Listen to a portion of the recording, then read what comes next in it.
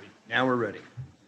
Okay, welcome everyone to the Santa Clara City Planning Commission for Thursday, October 8th, 2020. Welcome everybody in attendance. We welcome everybody online. Big thanks today to the staff and everybody that put this together for us. You guys are fantastic. Let's have the open by Ryan Anderson. Stand for the Pledge of Allegiance. I pledge allegiance to the flag of the United States of America and to the republic for which it stands, one nation, under God, indivisible, with liberty and justice.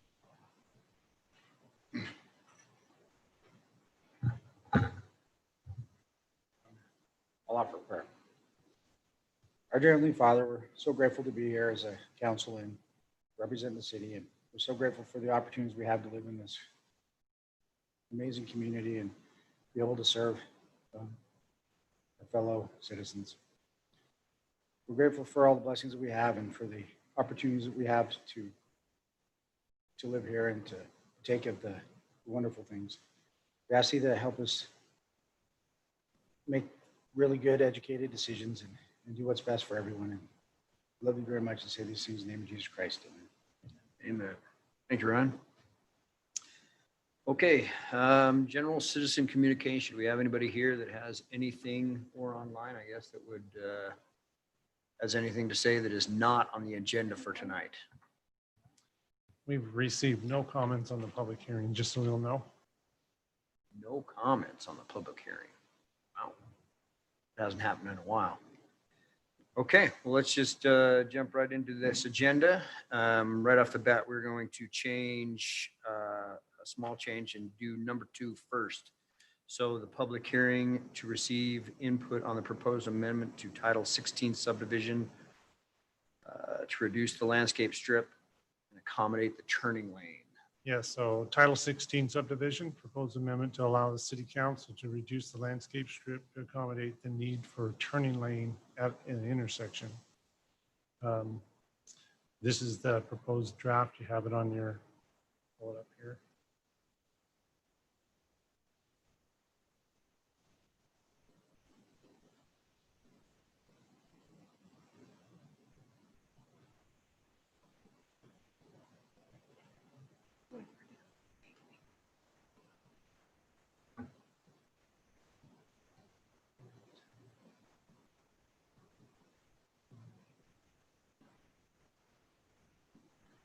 Here we go. So 1628-080 lot arrangements. You can see here, it says where the city determines that a turning lane is needed at an intersection, the city council may reduce the landscape strip in order to accommodate a turning lane. There is a minimum separation of 1 foot between the sidewalk and the privacy wall. That is the extent of the amendment. So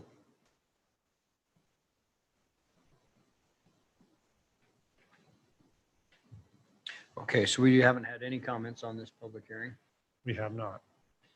Do we have any questions or comments from? If you see this map over here, Mhm. this is the Solus, a design for Solus. This is Rachel coming up here. There's proposed to be a collector road that comes off of Rachel and goes over to Red Mountain. This is the landscape. There's back-to-back lots. You can see back-to-back lots here and here. And they're proposing to allow council to reduce that landscape strip for a turning lane. So at this location, and I believe, Jack, if I'm not, some of the other locations, correct? As needed for a turning lane. So that would be the extent of that amendment to the ordinance. So they're gonna put in a turning lane at every intersection, every time, every place look, I have a pointer too. Every Very good. place the road matches or goes in. Just on the major roads, like this, this road, this proposed road is one that we hope to run through the middle of Bella Sol. But when you cross Rachel on Northtown Road and hit into Bella Sol, the road actually narrows down. It gets a lot smaller. And so when this Sullivan, the developer here, came to us and said, hey, what about, and Rick, even the mayor, suggested that maybe we move this road down and make it a 60-foot road and run it all the way over to Red Mountain down lower. And it makes a lot more sense than running all that traffic through that small subdivision on and it's smaller than I think a 50-foot road. Yeah. And so on that road there, we're going to have some turning lanes to, make it possible for the traffic to continue to flow, especially on Red Mountain. So it'd just be in certain cases. We're not going to put them on every corner, but And where in this needed. case, there's still a sidewalk there. You still have a sidewalk. You'll still have the space. Yeah. We need to have at least 1 foot between the sidewalk and the wall to, That makes a lot of sense in my mind, a lot of sense. and then we won't take out, we don't want to do this everywhere, and we don't want to get rid of the landscaping, but there are areas where we need to reduce it and put that in, and it just makes sense. And so mayor says, let's get it in our code so that it can be done and it won't be, fought down the road. No, I understand where that is needful. Commission members, any other questions? Is staff recommending that we do this?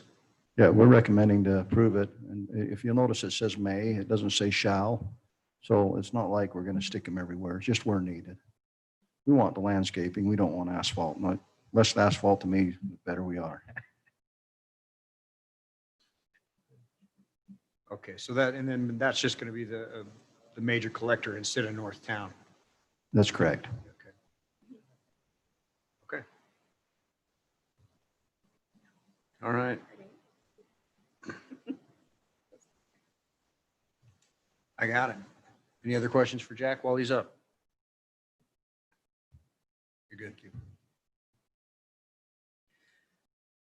All right, if there's no other comments or questions, then I'm going to, in the general business, I'm going to jump down to number 2 in the general business and look at recommending the city council to consider the proposed amendment to Title 16 subdivision. You open for a motion? I think we should. Very good. I'll make the motion that we recommend to the city council that they consider a proposed amendment to approving the proposed amendment to Title 16 subdivision ordinance, section 16.24.080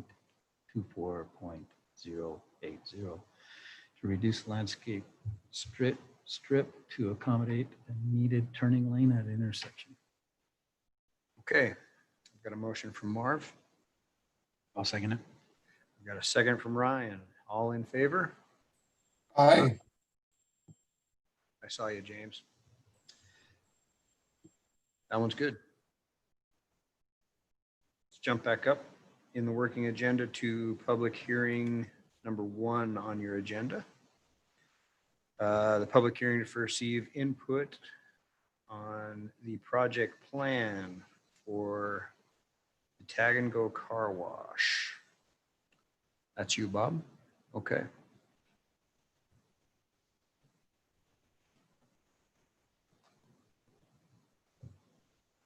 Okay, this property, we have a couple of exhibits here, plus the applicants are here tonight to kind of help explain it. Lot 3, or pad 3, there in front of the Harmons Store along Pioneer Parkway. In fact, I'm going to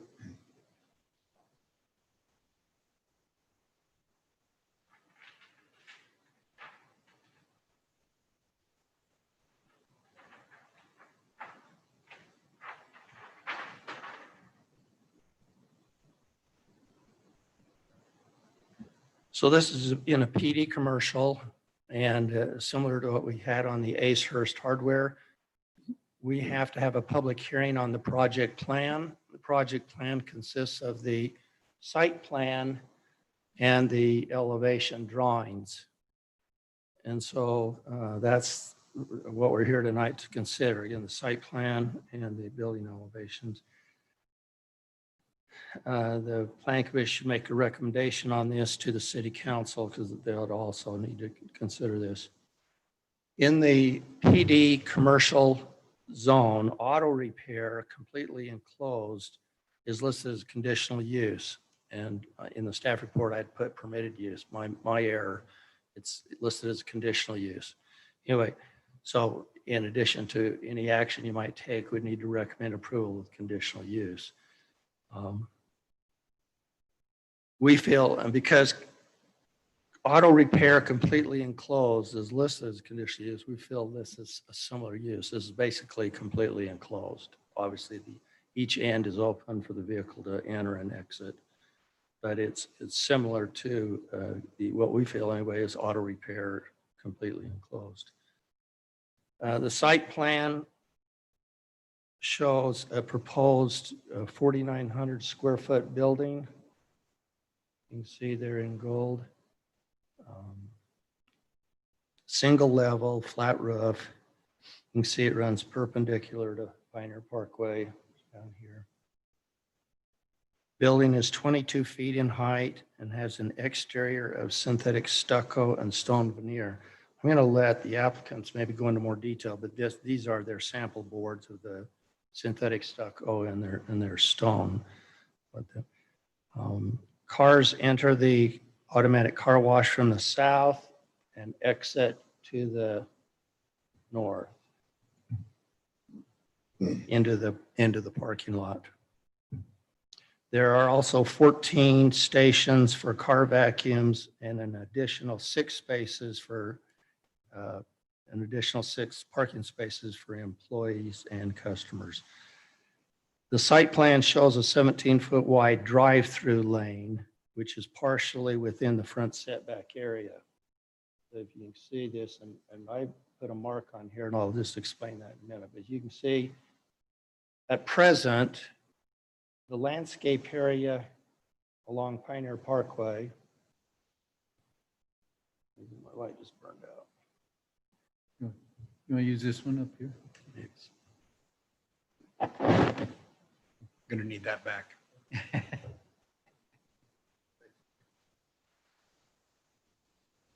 The landscape strip along there is 16 feet, and they're proposing at least partially to take 5 feet of that off and put that in sidewalk because the city's asked for a 10-foot wide sidewalk.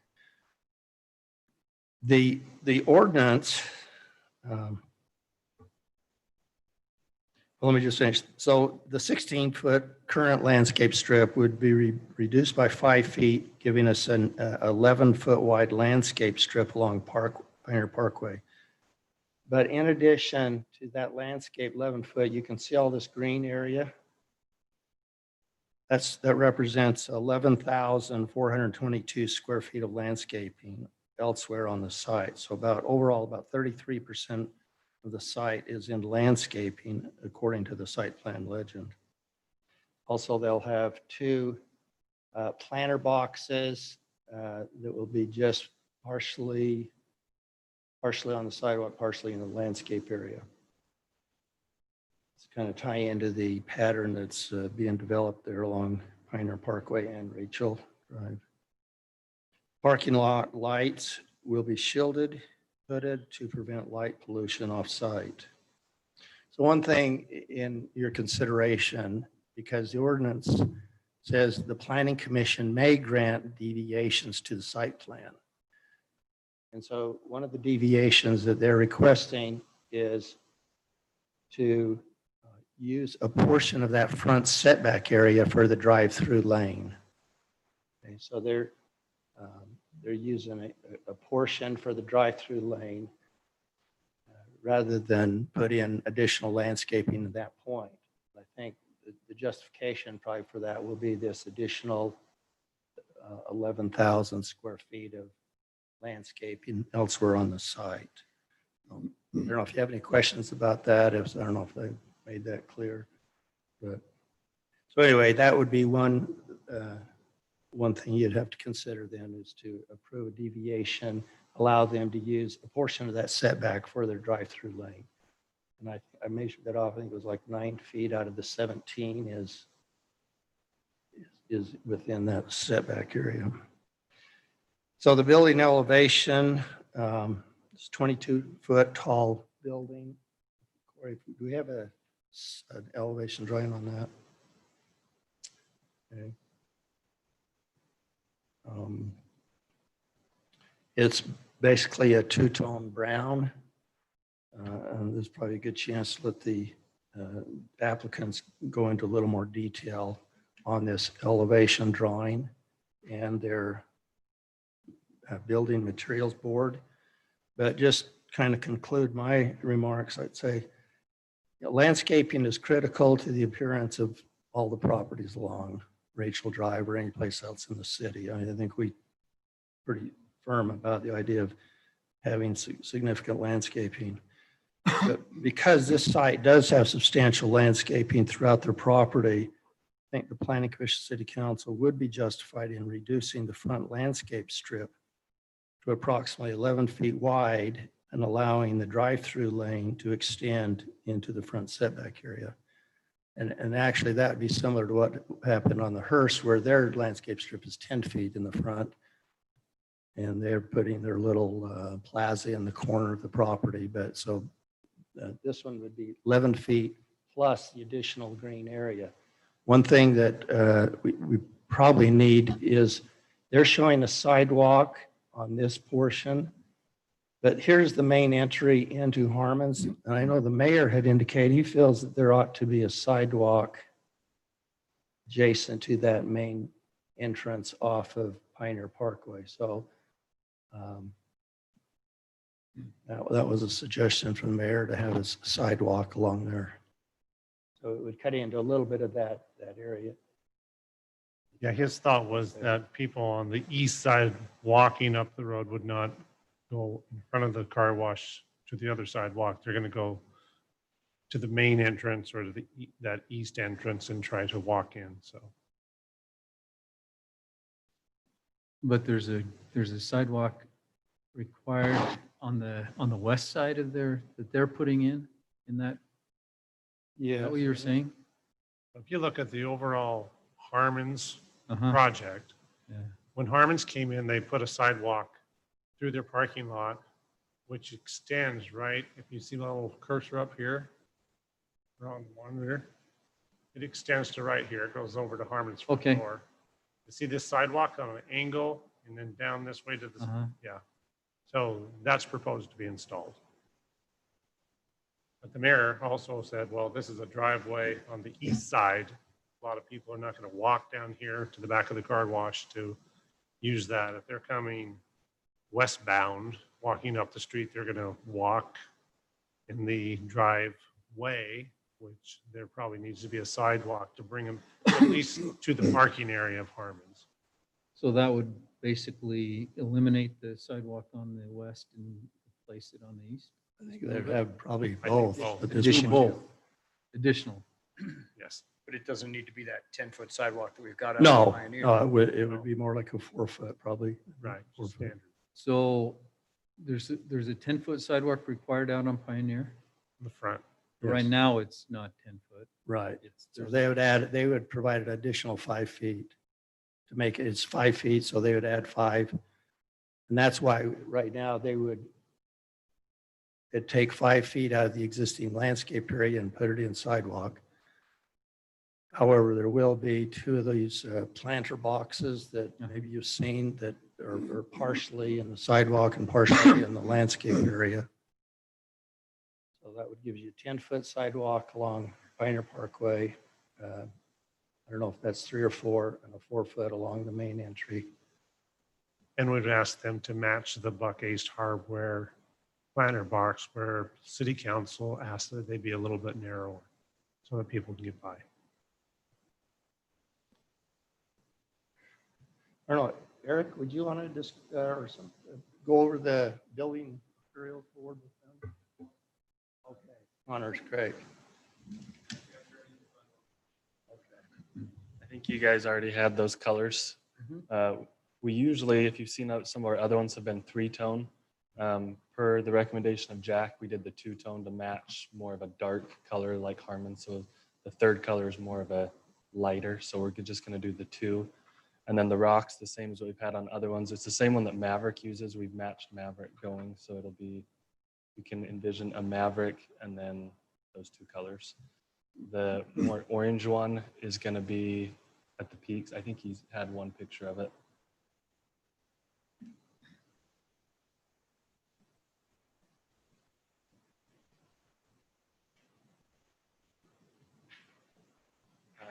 I can hand this out. I guess you had one too, and I had another one. More of the orange color is the office, and then the peaks, and then the dark chocolate color is the rest of the building.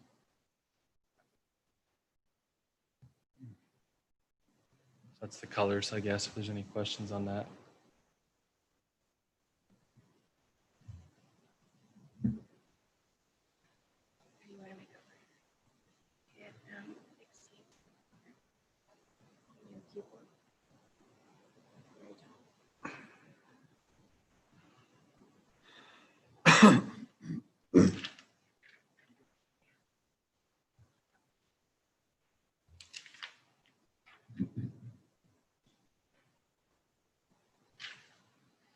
I can try to help address the sidewalk concerns also. Sorry, Eric McFadden with Premier Design. In conversations with Harmons, they were satisfied with the sidewalk that we're adding on the west side. We did talk in the staff meeting with the mayor, and Harmons is sufficient with the one going up the center. And it was kind of all of our thoughts that any more future development to the east could bring a sidewalk up the east side of the existing entrance, so we weren't burdened with both of the sidewalks. Plus losing a little bit more landscape that's already existing on our side. We'd rather that sidewalk be on the east side going up the entrance. Well, just to comment on that, the east side is not, Harmons owns that landscape strip on the east side of the driveway. Correct. And then there's a elevation change to the east also. There is. So when you say the new development would bring a sidewalk into this site, I'm not understanding where that would occur. Well, any future development to the east, I guess. I mean, I don't know. I mean, we don't really want to put both sidewalks going to the same location. Yeah, I think that's probably something, maybe a conversation with Harmons prior to city council meeting. Yeah, because with our discussions with them, they actually gave us the layout of the sidewalk and the planter boxes. So they were sufficient with the sidewalk on the west. Corey, can I make a comment about that? What did you say? Say again, James. If I can make a comment about that, I live pretty close to that and I drive up and down Rachel and on that part of the town. There's a lot of employees from Harmons that walk through there to work. Like I see them walk, not a lot, but there's some employees from Harmons. It looks like they catch the bus somewhere in St. George and they walk along that lava flow trail to go over there to Harmons. And I mean, I've seen other people walking in that area. I personally think that having that sidewalk on the east side of that in the Harmons project is important because we don't know what's going in that other place. If I buy that lot next to it and I build some homes, why would I be obligated to build a sidewalk for Harmons on my property? That doesn't make sense. So I can see where this, as that area, people coming from the lava flow trail and walking up over there, and there's going to be that intersection at Red Mountain and Pioneer Parkway there. That seems like that you got to have the walkway to come in, because I walk on the other side going over to Harmons, and I know when you hop off Rachel and you head into Harmons, there's a little spot there where you're just kind of walking through the parking lot and hoping you don't get run over by a car. And I don't think that's a good thing.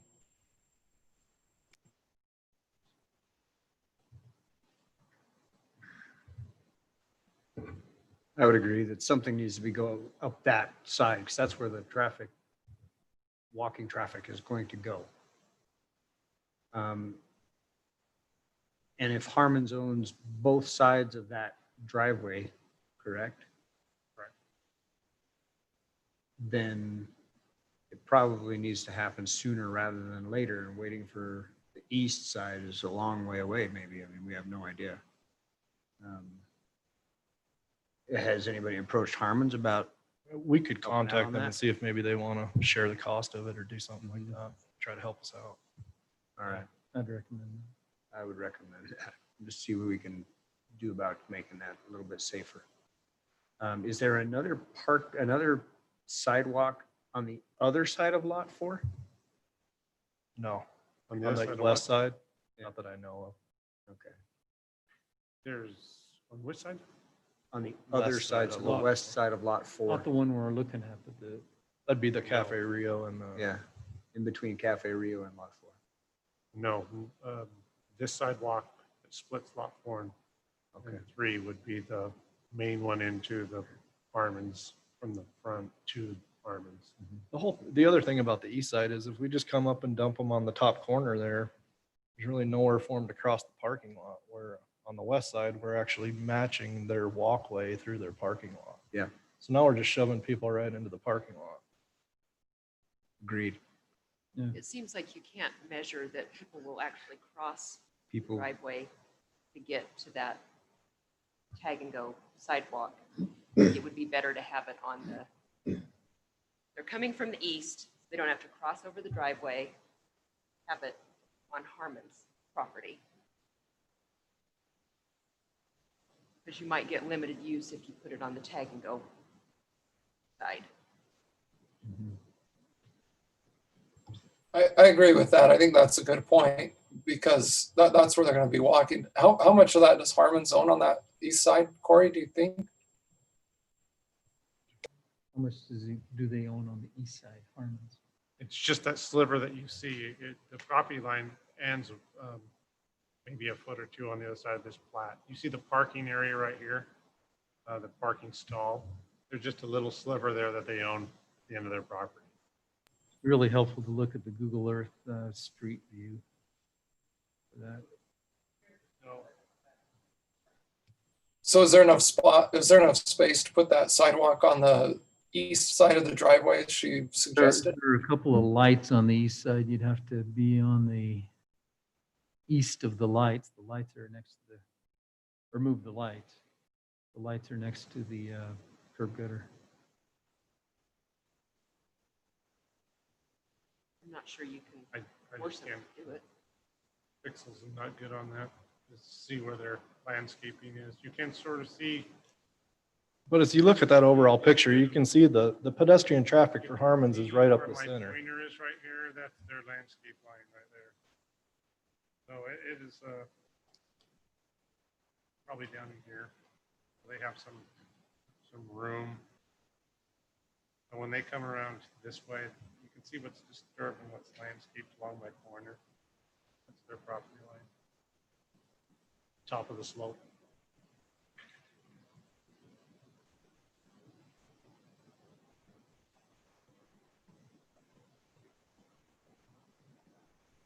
But as you can see, also this drops off quite considerably. There's probably a 30-foot elevation change in the east side to the next proposed development.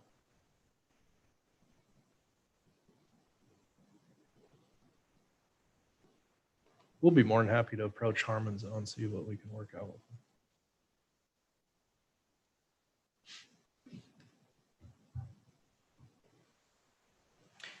I just don't know where the people are going to go when they get to the top corner.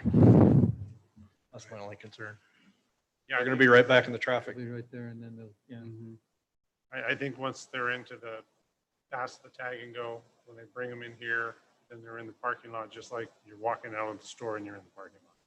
But it's getting them from the public way, Pioneer, into the site.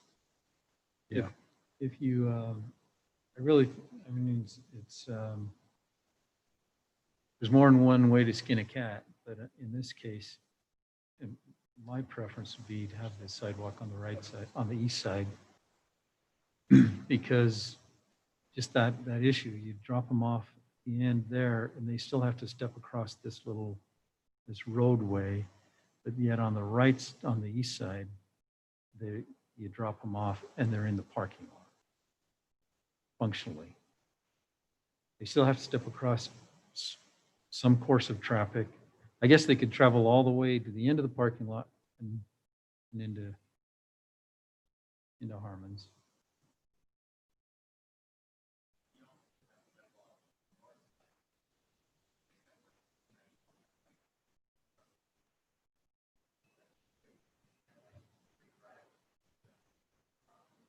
No, it's gonna be hectic right there. Yeah. They would have to just keep walking north until they got to the front of the.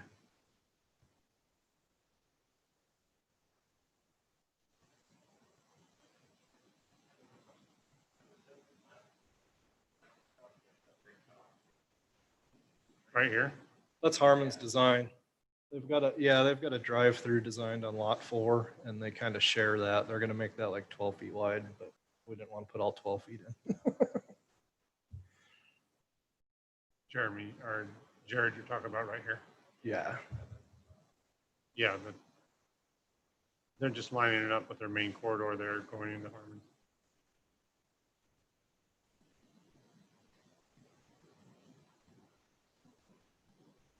So what's proposed, I think, is a restaurant here with a drive-through. So the other side of this would be probably a drive-through, Yeah, it's like the edge of their parking lot. edge of the parking lot. So Okay. Does that pedestrian design buildings close to the road play into this at all?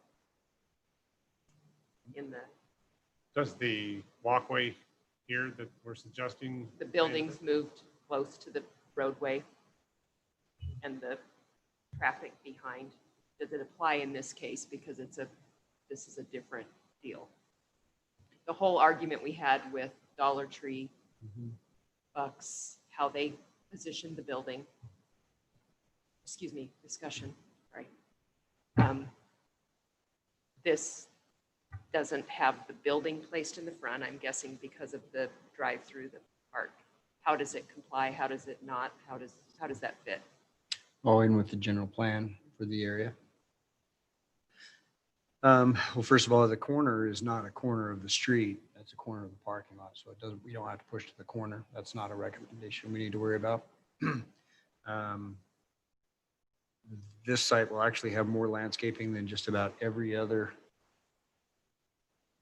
business in that corner right now. Maybe the bank might have equal, but I don't think so. I think this has got more landscaping than all of them by quite a margin. So well done. Good landscaping sells car washes. I don't think it'd fit the other way either, no matter what. If you look at how big that building is, it's not going to fit on that lot, no matter. We worked extensively with Harmon's too on that, and they're with their architect about the placement of the building. So that's kind of where they wanted it also. And it works best for the flow. It doesn't block any views of the store or anything else. Are you going to match? I looked through here. I couldn't find anything on the plan which shows how many lights you have. Exterior Parking lights, lot parking lot lights. We do have a photometric plan. It's not in this plan set, but we do have one created, yes. And does it spell out what type of lights you're going to use? I mean, is it just going to match Harmon's or be a similar type? They'll either match Harmon's or be the same as. It'd look better if they all look the same. Just continuity. Just didn't see anything. What are your hours of operation?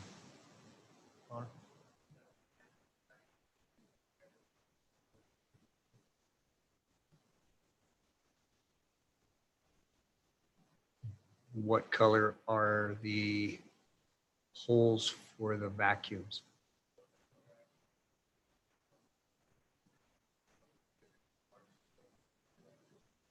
Okay. All right. That's good. Just interested.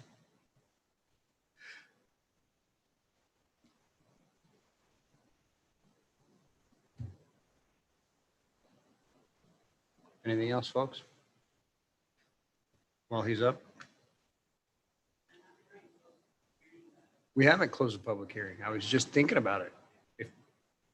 step up and say something, but you have to tell us who you are, Jeremy. Thank you for letting me come up. Jeremy Call. I just wanted to talk about some of the things that are in the ordinance, and Shelley mentioned one of them. First question I have is, did they file a conditional use application for this? Because according to the PD zone, it's a conditional use. Yeah, we talked about that in the, I think right before you came in, that Okay, it is a conditional use for the site. so will they need to file paperwork for that, or has that been done?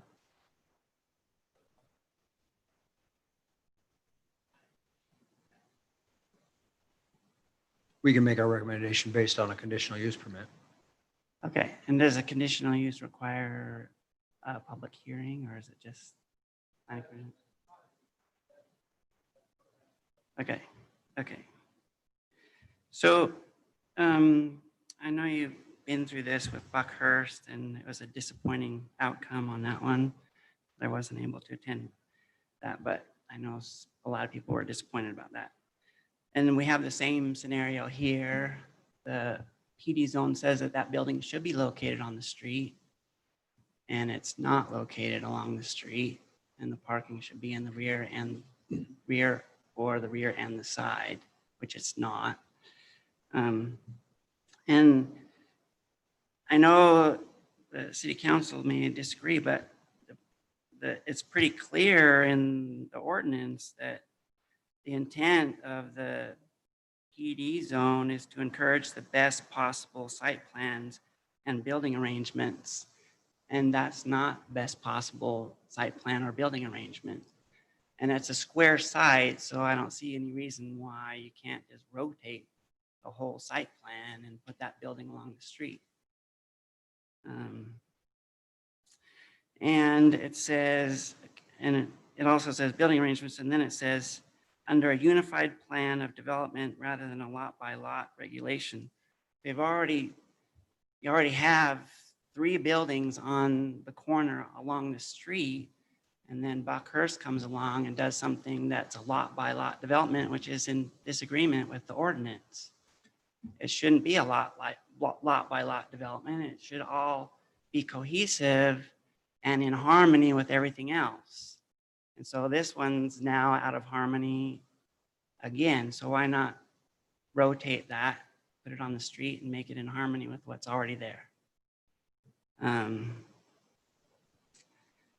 Then on the last page of the ordinance, which they quoted, but it says, realizing that a specific plan development plan may vary significantly from these standards through innovative and creative design, the City Council, upon recommendation from the Planning Commission, may adopt modifications to the above specifications as they see fit in order to provide harmony within the PD.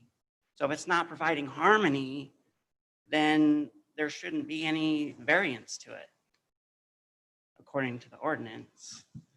So I question how that is in harmony with it and why they should be allowed any variation from the requirements in here if they're not producing something that's creative and in harmony with what's already there. I don't see any reason why they should be allowed to reduce the landscape. It's pretty clear that the landscape should fill in that whole front setback. And they're not doing anything that's creative to give you reason to do something different.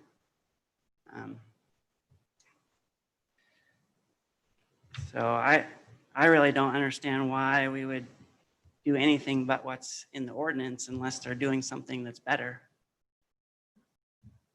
And that's pretty much what Okay. I'll say. Make a couple comments. It's too bad, Jeremy, that you missed the Buckhurst. It is. Because that was argued fiercely for a long time here at the Planning Commission and also the council. And to the Planning Commission's credit, they recommended all those things that you just covered in the ordinance. And the council didn't go along with that. So they kind of set in a way, not necessarily a precedent, but said that maybe that hard and fast new urbanist type plan, they weren't going to go with it. But, and so the other thought is, this is not a retail store where people would enter from the sidewalk. Right, That was the car wash. right. They enter, people don't even often get out of their cars. They'll stay in their car, enter from the south, exit the north, and on their way. So move it parallel to the sidewalk or the front of the property doesn't probably have the same sense as if it was a retail store and we had a lot of transparency, because one of the things the code also says, buildings, you have a lot of window transparency, and rather than just a block building that's pushed up to the front of the property, there's a bunch of factors that you're aware of that need to happen in order to make it work. Moving it to the front of the property is one thing, but you've also got to have transparency in the windows, the doors, and all that. And in this building, you don't have that. It's not a retail store. It's a tunnel where they get their car wash. So They do have windows, which all the other stores don't have really a storefront on the street anyways. But what it does do is it creates a pedestrian scale, which this doesn't do, yeah, and which Buckhurst doesn't do. And that is a requirement in the PD zone, is to create a pedestrian scale. So even though you might not have a storefront, you're still creating a pedestrian scale.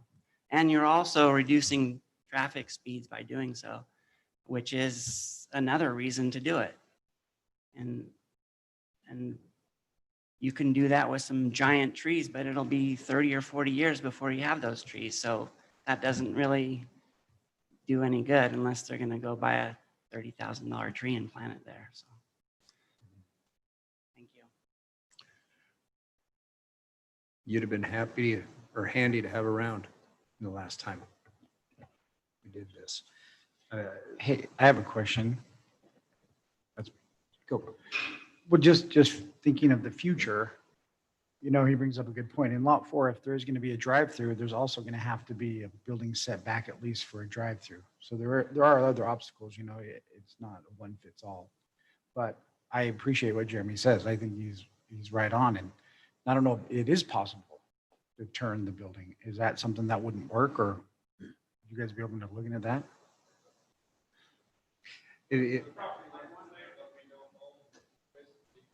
So if you're going to speak, you have to go up to the mic and state your name. So we get you on the record, please.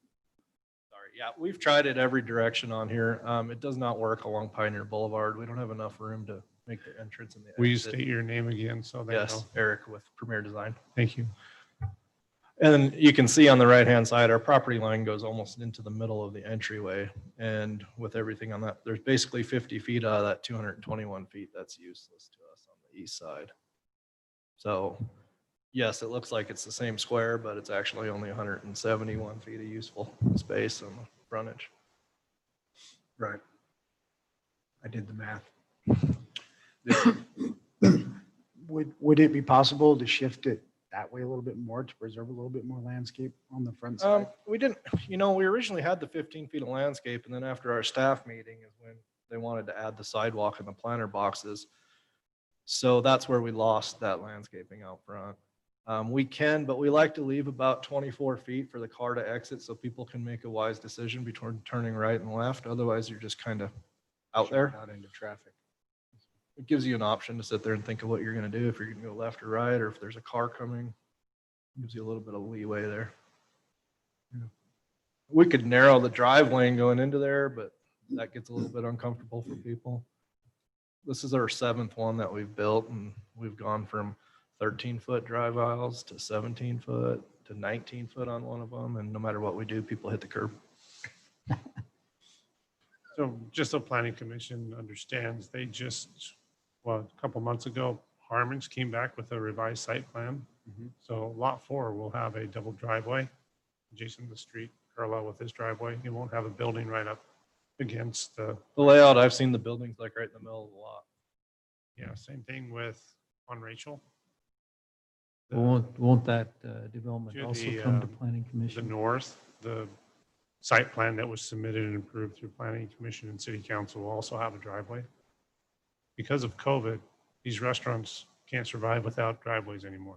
Right. So we're looking at double driveways and driveways on almost every property that's being developed. So just lets you see the whole scheme of things for this project area. But that lot 4 will also have to come before us It will, and get, yes, approval, correct. ask for a recommendation. Well, Well, we can wait. close the public Yeah. hearing. before we move on. One more thing, Jeremy? Yeah, one more thing. Okay. Jeremy Call. I don't think a drive-through is an excuse to push back the building. If you look at the Dutch Brothers building, they've done it in a way where the building is actually out towards the street and their drive-through is internal. So that was a creative way to do it, which would work with this ordinance. If you're creative, you can do things, but they can still keep their building along the street and have a drive-through. Somebody has done it already. Where at? Dutch Brothers, just by Lynn's, across to the south of Lynn's. That's a Southwest of really Lynn's. small building on a big It lot, is a though. big, little small. But they still They did it. did it. They did it. And everybody else would have done the driveway around the outside of it. But they did it. I still am not convinced that that won't fit if you rotate it. I'm not sure what the big landscape area is between the drive going into Harmons is and then their, whatever that, the drive, the stations where you pull up. I don't know why that's so wide, but. I looked at that. The turning radius coming in from the south needs to be X amount of feet. I think you said this was when it's 19 or 14, It's 17 on 17. And then at the other end, if it was turned that way, you'd need 17 going both directions. Yeah. They would need to, they'd need to shorten the car wash building in order to make that fit. My guess is they Let's know do it. exactly how long they need to fit all their stuff in a car wash. Mhm. Yeah. Thanks. Not their first rodeo. All right, any other comments online or anything, Corey? No, we have no more comments we have not received any comments online for any public hearings today. Okay, and I'm going to close the public hearing so we can talk about this. Unless we have, Quick comment. So I just want to make it clear from our legal position on this, because I think there were some comments here and then also with some of the formal applications.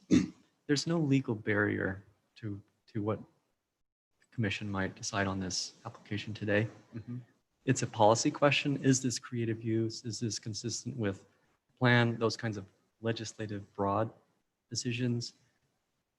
It would not be correct to say that it would be against our ordinances to grant on this. So things like where our ordinances say that parking should be in the rear, that's kind of an aspirational.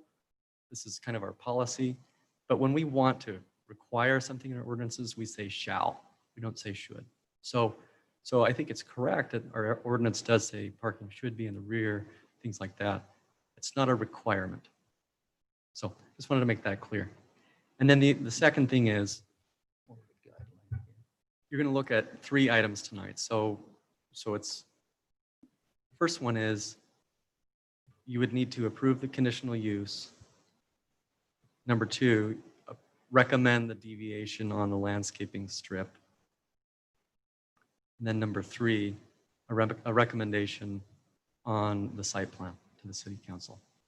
So I just wanted to kind of summarize those 3 actions for you tonight.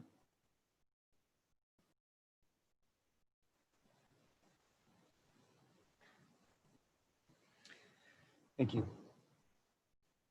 All right, and with that, I will close the public hearing.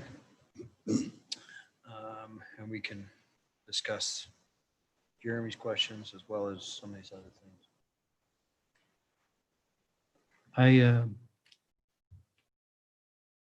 I completely sympathize and empathize with Jeremy and his position, especially from the point of view that we've held a position on 2 previous Pioneer Parkway properties. Well, one was, yeah, both of them are on Pioneer Parkway.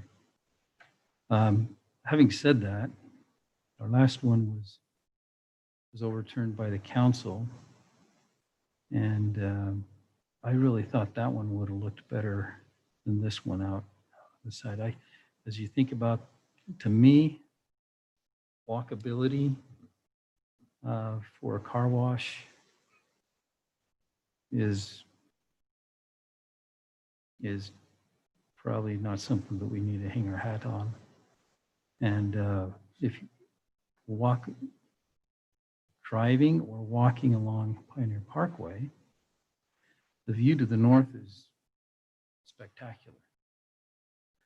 You turn that building to the south side of that, and you've eliminated a lot of the view for anybody that's on the street, walking or driving, for that distance.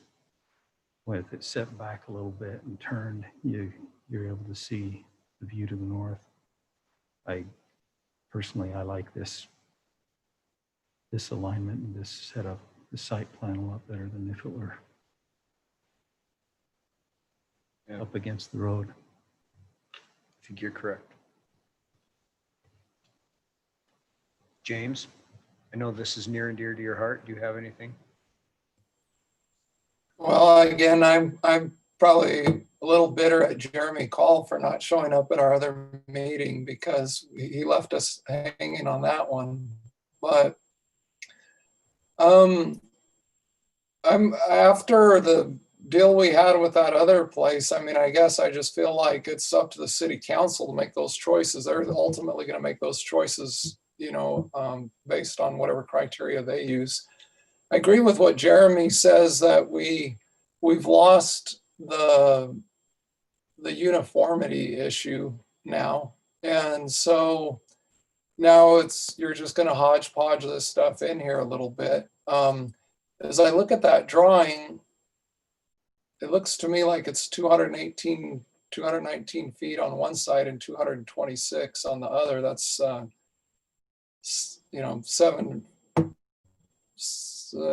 about 8 feet difference roughly on there. I don't see that that's insurmountable to switch it the other way. And like Jeremy says, when you do bring one of the purposes of bringing those buildings out to the edge, to the street more, is to actually lower traffic speeds. And what you're doing when you're doing walkability is not trying to make walkability for the car wash, because that doesn't even make sense, but you're trying to make that area in general walkable.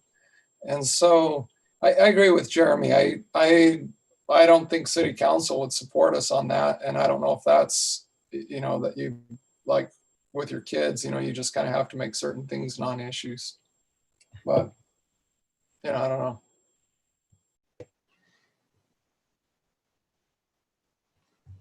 James, you missed our discussion last night where we talked about the fact that we can disagree with the city council and it's okay. Okay, well, that's what my wife tells me too, but there are repercussions for that, so.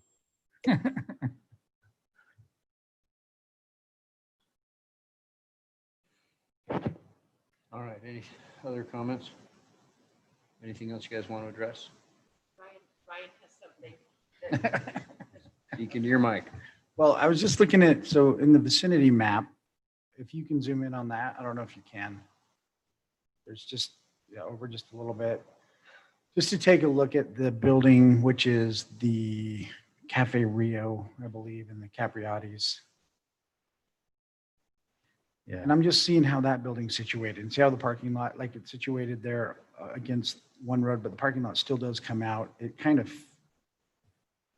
would be better if we mirrored that.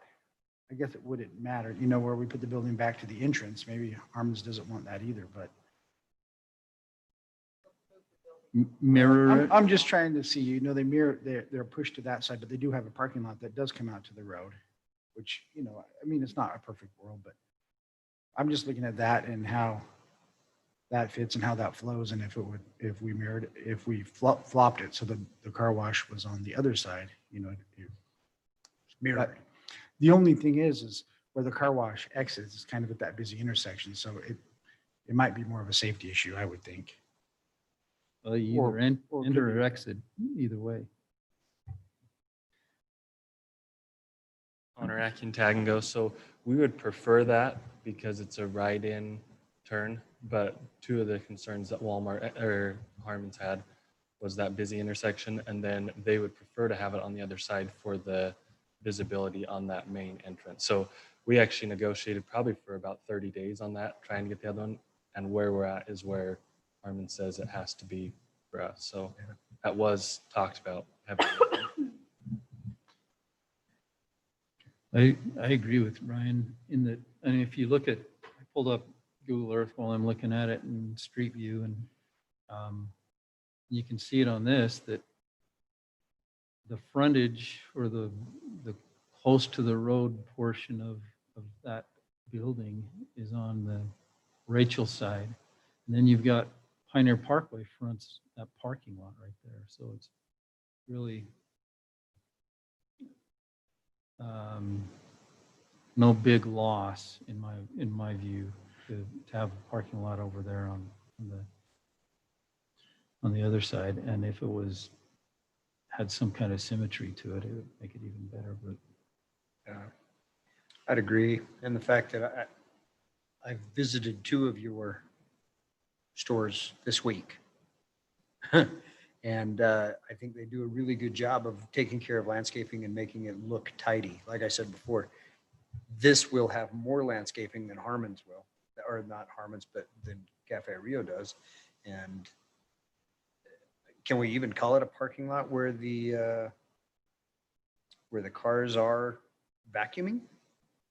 Is that considered a parking lot? That's a question. I mean, they're there using a service. yeah.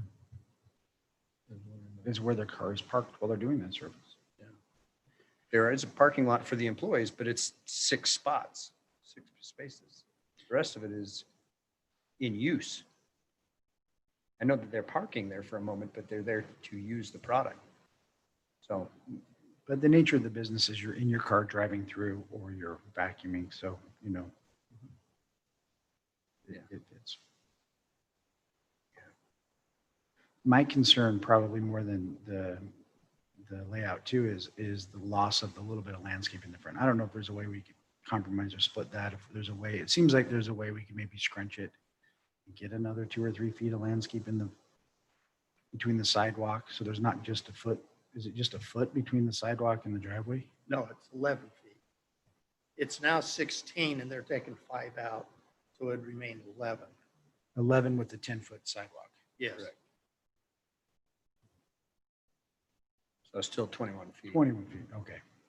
But again, we'll require a deviation because our code says area from the curb to the setback line. Mhm. Setbacks are measured from property lines. Right.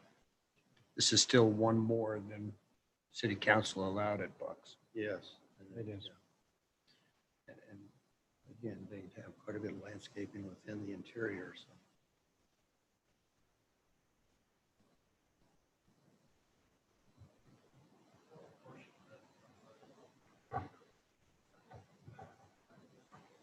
Yeah, it's not the entire.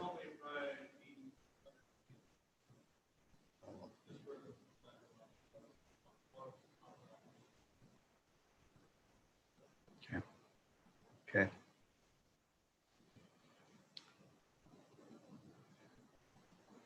So, well, James, I want you to know that we tried really hard. We've been at this a long time, trying to get this to work.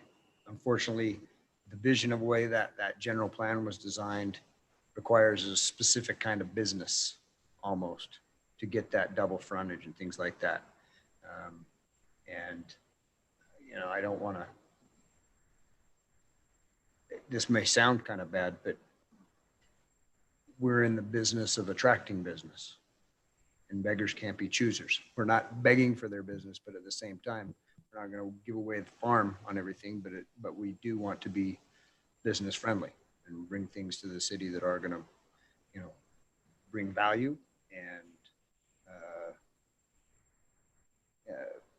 value that the citizens want, as well as value that the city needs for budgetary reasons. So all that has to go into our thought process. And as Denny Drake said last night, consistency changes, which was quote of the year, by the way. Consistency changes. Anything else?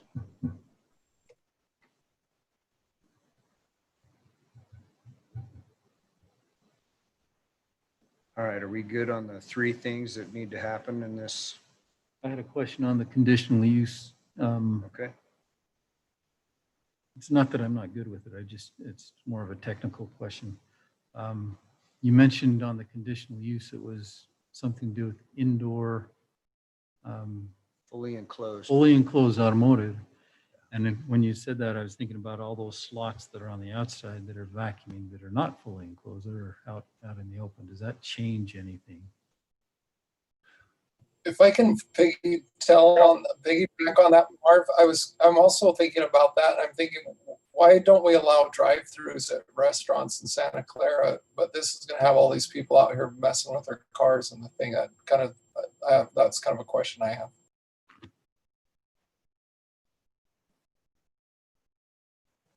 Did you hear that? I didn't understand that, James. You sounded like Charlie Brown's teacher for some Let reason. me try again. So my question is, why do we not have drive-throughs for restaurants?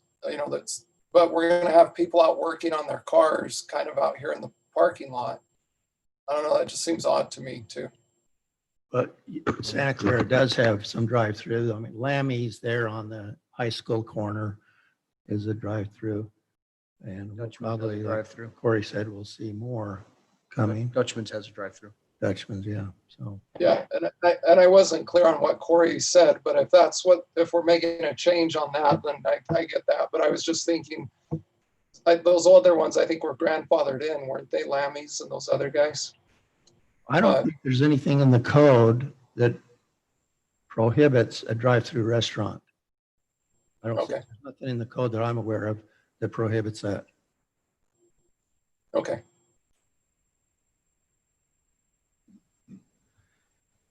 But so it's a judgment call. Yeah, the ordinance, obviously, they list a smattering of uses, and then if something similar, and this case is just automotive repair completely enclosed. This is mostly enclosed, but there are openings at each end. So you have to determine how big a problem or difference that is. One additional note that might help. So there's the auto repair completely enclosed, but then there's also other uses similar to the above and judged by the Planning Commission to be in harmony with the intent and purpose of the zone. So again, it's a judgment call. Is this similar to other kinds of uses that are allowed as conditional uses? So those are things like auto repair, daycare facility, mixed commercial uses, off-street parking facilities, office, parking lot or garage, that kind of thing. So those are just a few of the other uses. Yeah, and that's a good point, Devin. Thank you, because that helps. Because just like you said, parking lot or garage is a principal use, is another conditional use allowed in that zone. So they're not Parking lot, they're garage. not completely enclosed. So it's Those- a judgment call. Devin, those three items should be taken separately. Is that correct? Because I'm ready to make a motion on I think I'm ready to hear it. the conditional use. I move that we approve the conditional use as, I don't have anything to read on that, but as presented and described.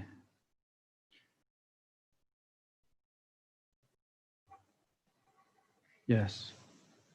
Conditional upon the grant of the site plan approval, and there was another condition, wasn't there? Modification of landscape. Site setbacks. Yeah, and the approval of the site setbacks. And Yeah. do we want to add the sidewalk in? That's the next one. So, Okay.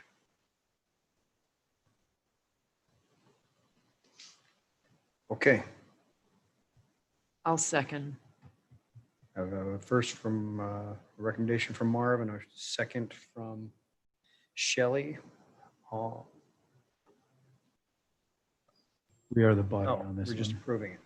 Okay, we have approval from Marv and a second from Shelley. All in favor? Aye. Aye. Okay. You guys are on your way. Did we get all of the items in there then? Yeah. The reduced landscape.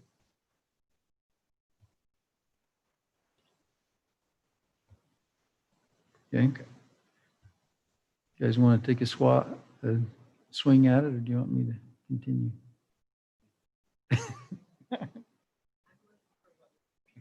I know.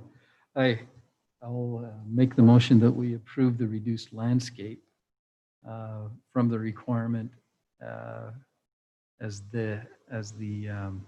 sorry, I make a motion that we recommend to the council that they approve the reduced landscape as presented to us as they are increasing their sidewalk to meet that recommendation.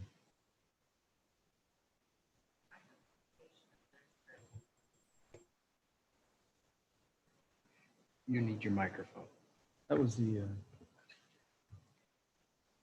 Okay. So I've got a recommendation. was that kosher? Yeah. Okay. All right, I have a recommendation from Marv. And you had a recommendation for the overall site plan, right? Oh, I guess we could include that since they're both recommendations, or do you want him, yeah.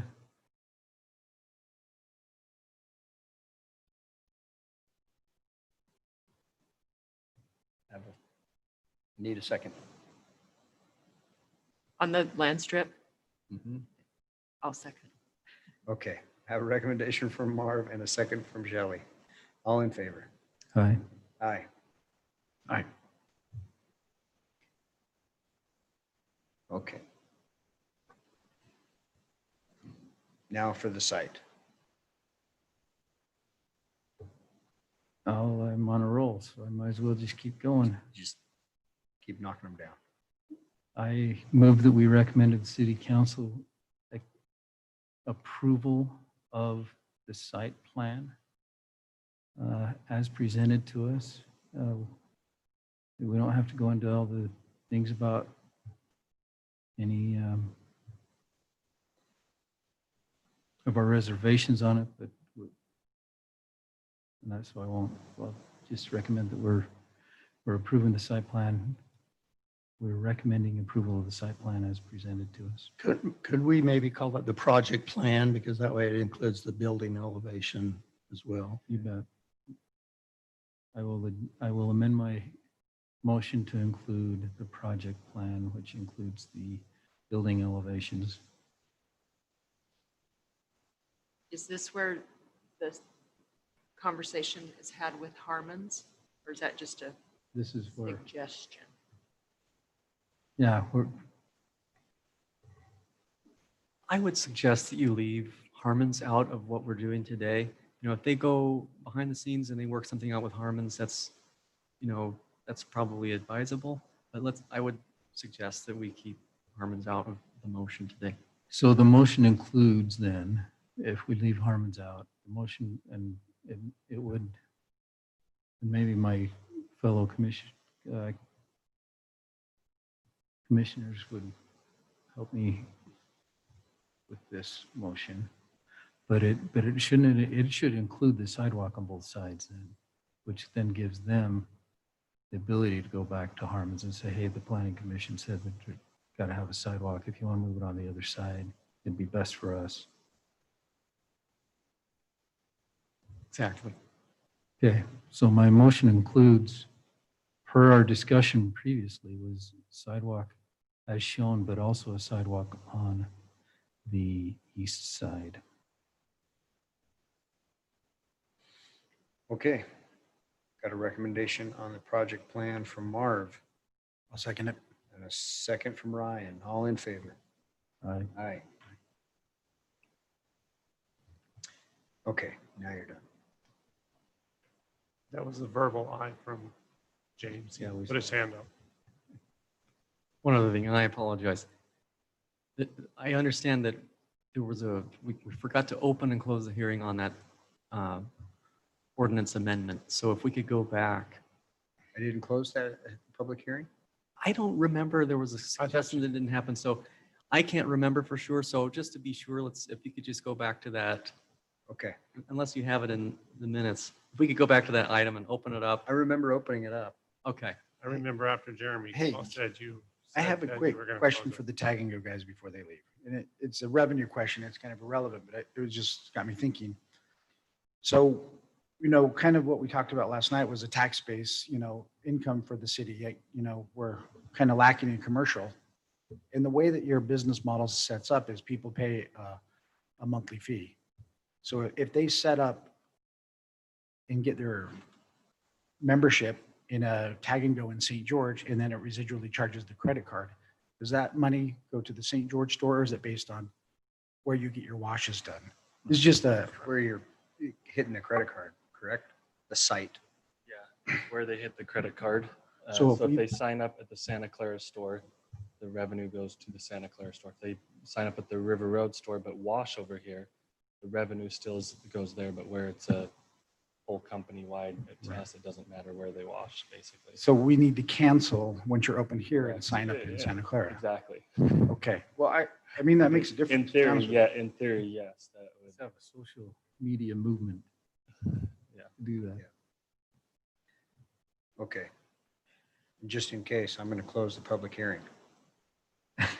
Now. All right. On the agenda, general business number 3. Recommendation to city council for the second amended final plat for Ocotillo Springs. Who do we have here? You want me to give an intro on that or? Just briefly, this is, second amended final plat for the phase 3 of Ocotillo Springs of 27 townhome units located south of the Northtown Road and east of 400 East on 2.48 acres. It's in a PD residential zone. Lance Rigby is the applicant. Jared Bates is here tonight. He's an engineer with Rosenberg Associates. This is a reduction from what was previously approved. Okay, the most recent first amended plat had 28 two-story units. They have attached two-car garages. This amendment will just reduce the total down to one, reduces it by 1. So now we'd have 27 units. There's 6 3-plexes, 1 4-plex, and 1 5-plex. Again, for the reduction of 1 unit. Everything else on the plat's the same. They have an HOA that has to take care of the common areas and the maintenance, the amenities. All the interior roads are public, conform to the city street standards. And I don't know if you have any other questions. Staff recommends approval. I think it's, we understand that all the consents have been obtained. Is that right? Okay. So anytime you amend a plat, you have to get everybody that's bought into the project, or at least in that phase, has to sign a written consent agreeing to the amendment. And if they don't, then that kicks in a requirement for a public hearing. But where they've obtained the 100% consents from everybody in this phase of the development, then Planning Commission and Council can approve it.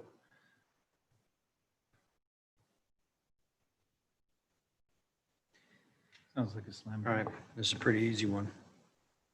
All they did was reduce by 1 unit Right. on something that we've already approved for everything else. Okay.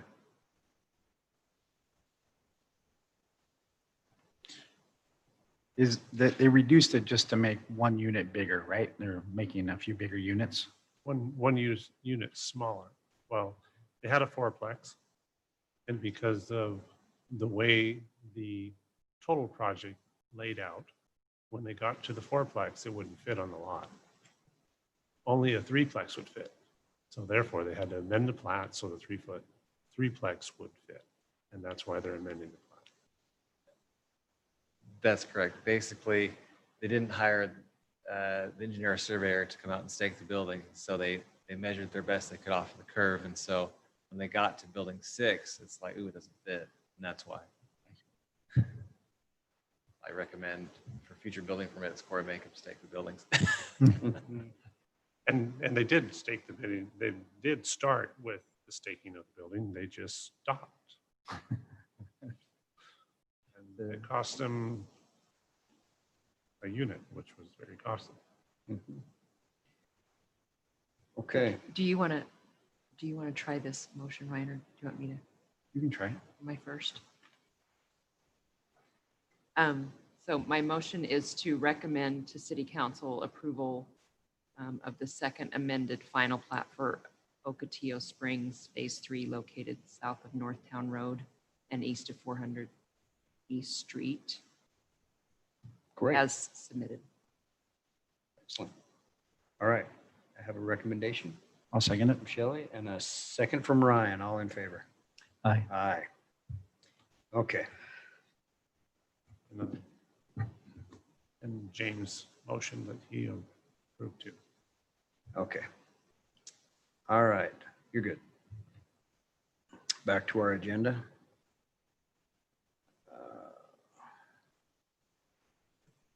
We have moved to number 5. The discussion items, training topic, the general plan. Elena Mathis arrives just in time. I was scanning the vast audience for Lena and didn't see her for a while. I thought, well, maybe we're not going to get our training. Bob, did you want to say anything before she starts? I can give just a real brief intro. And then you guys all seen this little training right here? Thanks. It goes to Lena. Yeah, from time to time, the league puts on trainings and staff will bring those to the planning commission members. This one's a Zoom meeting. But we also have training with the league up in Salt Lake and here in the fall that you're more than welcome to attend. I think everyone here heard City Council yesterday at our work meeting. And we've done that for a number of years, encourage planning commission members to attend those trainings. So you'll fill these out and give them to Selena. Appreciate it. Okay. All right. So I'll just give a few opening, maybe comments on this. Some of you are probably quite aware of these things, maybe to others, this might be new, but a general plan is required of all cities and towns if the city or town decides that it wants to regulate land use. Okay, if you want to have zoning or something similar to zoning, the requirement under state law is to prepare a general plan. And a general plan serves as a guide for land use decisions, such as zoning decisions, subdivisions, whatever. So it is a guide. The state code, and it's in Title 10, Chapter 9A, 401 through 600 something. It's a fairly lengthy code. Sometimes maybe Lena has a copy of that, but anyway, it's probably worth reading. It's over the years, that thing has expanded quite a bit as they've added in new things, transferable development rights, and some of these newer concepts are included in the state code. So anyway, the Utah code sets forth the procedural requirements when you have to have a public hearing, when it's not required, and a lot of other things. And also, it talks about the required elements of the plan and some of the optional ones. So the required elements in a general plan for all cities are 3 things. You have to have a land use element, such as our map on the back wall, land use plan. You have to have a road plan, master road plan. And for cities of 5,000 or larger, you have to have what they call now a moderate income housing plan. So we've been working on that, right? And actually, at your next agenda, we'll have some more on that because come to the end of December, we have to submit a requirement to the state. 'Cause last year, the end of 2019, we adopted 3 strategies. 2020, they said then the city has to try and implement those strategies. And for the most part, the council has adopted those ordinance amendments that were part of the strategy. Anyway, so that's going to be back to the Planning Commission for some action.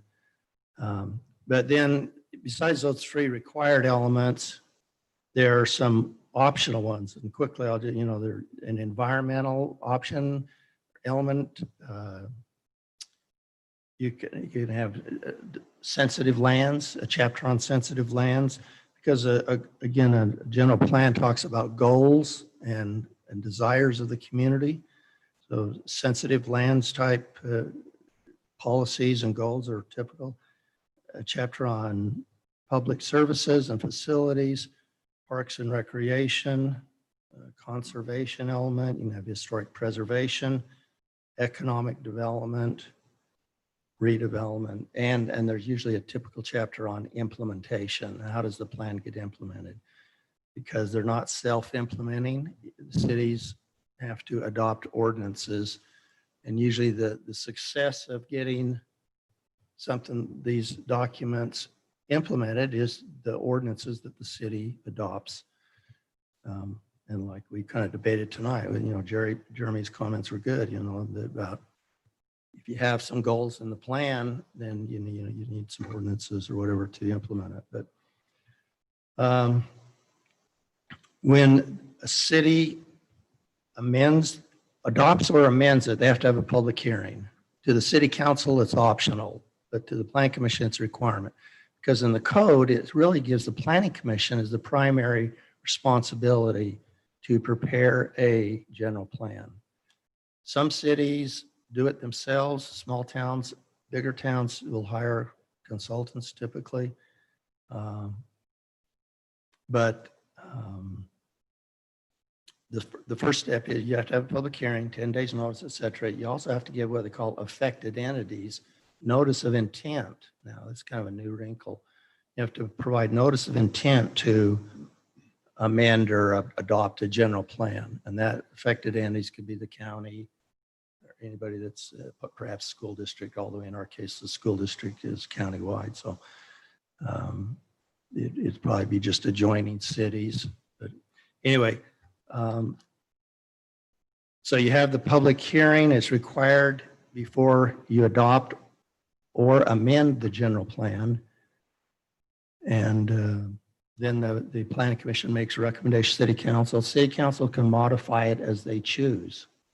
And they can have a whole public hearing if they decide they want to, but it's not required. So anyway, this is, I think, pretty good. I wasn't affiliated with Santa Clara when this came about. The planning commission approved it in 2013. Council approved it in 2014. A lot of work went into it. The primary consultant, Jeff Winston, some of you may know Jeff. Sad news is a few months ago, he passed away. Very sad. It was, I think, in late July. But, this plan now also, there's 11 chapters. One thing that's interesting about this plan, and I think in the coming months, well, starting tonight, but we'd want to spend some time going through it. Chapter 4 talks about sub areas. And apparently you had a discussion last night with the council about maybe taking on Pioneer Parkway or what that is one of the identified sub areas and working on it. A couple of years ago, we redid the South Hills, right? And I think some of you were probably on the plane. Mark was there. I can't, maybe Mark, it was the South Hills out there south of the Virgin River, not Virgin, excuse me, Santa Clara River. And so that was done as a sub area and approved, maybe it's been about 18 months ago. So the sub area is one way to amend or bring the plan up to date rather than maybe trying to do the entire city at one time, take a sub area and work on it. So anyway, that's probably longer than I needed, but Lena, do you want to? As much time as you want. I think I've covered what I wanted to. I don't know if anybody have any questions about my I just have one small question. One of the things that came up was whether or not, if we amend the plan, can we have language in there of shall and not should? You know, legally you can. State law, and maybe that state law allows a city to make a general plan mandatory. I'm not aware of too many that have done that. I think in California, as I understand, a lot of them are that way. In Utah, I think most cities make them advisory. That way you get a little, flexibility. I understand that Park City has some shall Okay, language in there. it's allowed under the state code. Yeah, especially they have designated areas like Old Town is a shall, have a bunch of shall stuff. All right, that was one of the things. I mean, but what we're seeing, and I think we would all agree, James, you're still with us, good. We're not getting the types of businesses up around the Pioneer Parkway area that would necessarily, that lend itself to the way the general plan is written up. And so the should and the shall is helpful in that point, that we can be a little bit more flexible. As I put it to the mayor, and I'm not upset. I just felt like there was a lowering of the bar by what we would have been pushing in the past. And so we need to try to keep the bar higher. And we've talked about that as a council or as a commission. That, let's make people toe the line and do a good job. That is ultimately what we want, right? So anyway, with that, Lena, what do you have for us? You're awesome. And I'll try and I'll be brief, but I hope you guys will take advantage of every ounce of training you can get, to tell you the truth. I'm a huge believer in it. I did it a ton even now I'm still doing it because there is so much to learn. But to add to what Bob said, and Devin, if I say something wrong, please correct me. I think we need to be careful too, because the general plan is an advisory guide. It is not a document that, from a legal standpoint, is legally enforceable. What enforces your general plan are your zoning ordinances. So if you want something to be really specific, the place you need to make the change to it to hold somebody accountable to it is in your zoning ordinance, just as a point of clarification. It's the zoning ordinance that a municipality has to comply with. Although the general plan is important and it's the direction that our citizens are telling us they want to go, it's the zoning ordinance that's legally enforceable. Say that right? Okay. So I'm going to kind of bounce just a little bit. So in your binders, you guys have these binders, and I hope they're helpful to you. I sometimes wonder, I'm a binder person. I like having the paper to flip through and look and read at. So in your binders, I'm going to We all read it last night, You did thoroughly, so I can give you a quiz at the end. as long as I can cheat off somebody. Awesome. You have the first thing in the left-hand side of your binders is a zoning map, and then your general plan map. These are the most recent ones that the city has. I will tell you, your general plan map that is printed and is inside that pocket on the left-hand side is not the same general plan map that you will find actually in the general plan. And the reason for that is because of the change that we made to the general plan in 2017 for the South Hills. So if you're ever referencing the general plan map and you're actually reading the general plan, don't use the map that's in there. Use this updated one from the amendment we did in 2017. Just for point of clarification. And then the next thing you're going to find is your handbook for planning commissioners and land use authorities. This is a really good handbook. I went to a class quite a few years ago from the Utah League of Cities and Towns, and this is a handbook that they had. And I'm not gonna go through the entire handbook. What I'd like you to do is actually read it, and then once you've read it, it's pretty specific and it's very good on the requirements that a planning commissioner should have and do. But I will point out a couple of things. Bob talked about public hearings, and generally those are exclusively the Planning Commission's bottle. They, once in a while, I think we've had one at City Council, but they're generally reserved for the Planning Commission. And the purpose of the public hearing is so that you can receive information and give information to the public. It's not to seek permission or approval from the public. And so you just need to understand you're there to listen, but it isn't to seek the approval from the public, because that's not what that function is. And we want to be careful that we aren't combative or appear to be combative in a public setting. So just keep that in mind. And then the other thing I want to point out in here is the state of Utah has what's called the Open and Public Meetings Act, which is really, really important. And we all, including city council members, can get ourselves in a lot of trouble if we are having conversations or it's perceived that we are discussing something pertaining to, say, a land use decision in this case, and it is not in an open and public setting where it could be perceived that there is a vote or a conflict of interest taking place between either commissioners or council members.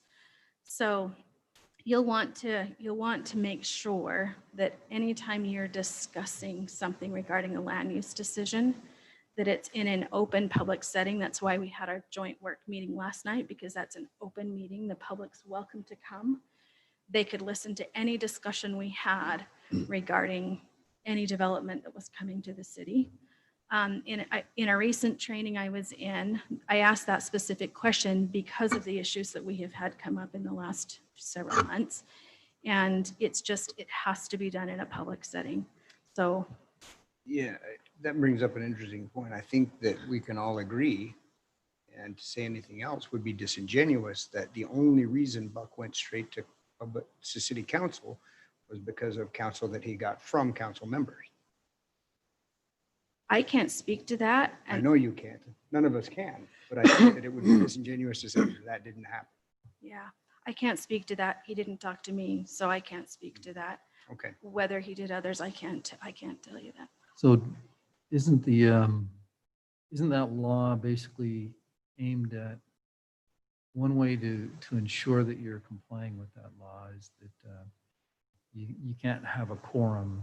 Correct. If you're having a conversation with your neighbor or anybody else, that's fine. You just can't have a quorum there to try to That's right. rummage support. Is that right. the line in the sand? That's right. That's my understanding. Is that correct, Evan? Yeah. Yeah. So like I say, you could inadvertently, I don't think anyone intentionally puts themselves in that position, right? But you could inadvertently, if you and I go to lunch and we happen to run into Mark, right? And we're all sitting in the same place and having the same conversation about a similar issue. We inadvertently could create a problem if that created a quorum. Not intending to do that, just by sheer accident. So we just have to be really, really careful about not doing that. So just to follow up on that, Lena, so what constitutes a quorum? For the city council, it's three people because we're a 5-member council. For the planning commission, it's 4 because you're a 7-member council commission. Is that helpful?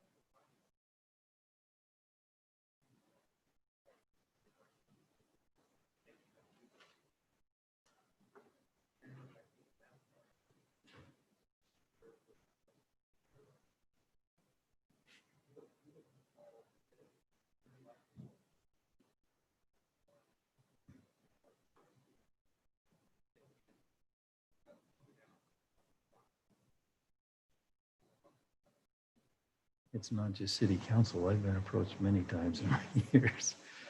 That some of those times I wish I could have said, hey, the legal counsel for the city has told us not to talk to you. So You know, another way to handle that is what on these ex parte communications said, as soon as somebody approaches you, say, you know, by the way, whatever you tell me, I am committed by, you know, accepting my duty as plan commissioner or to divulge this in a public meeting. So if you want to tell me something, go ahead, but I'm kind of obligated to give this information out in the meeting. And then sometimes they stop. They, oh, well, maybe I don't want to tell you. including the name of the person who's talking to you, Yeah, I think so. I think that would stop most of them.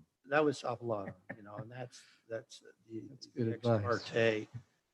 8 Some- years on the commission. This is the first time I've heard of that trick. That's a day late and a dollar short. Well, and you guys know as well as I do, you get emails, right? Just like we get emails. You haven't.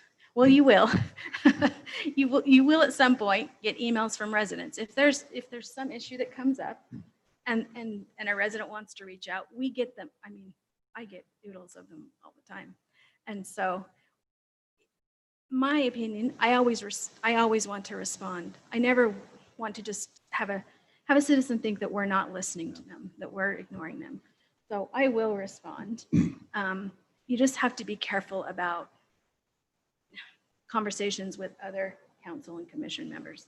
It's fine to respond to a concern or a question that a citizen raises, and you can bring it and tell everybody the concern or the question that was brought up.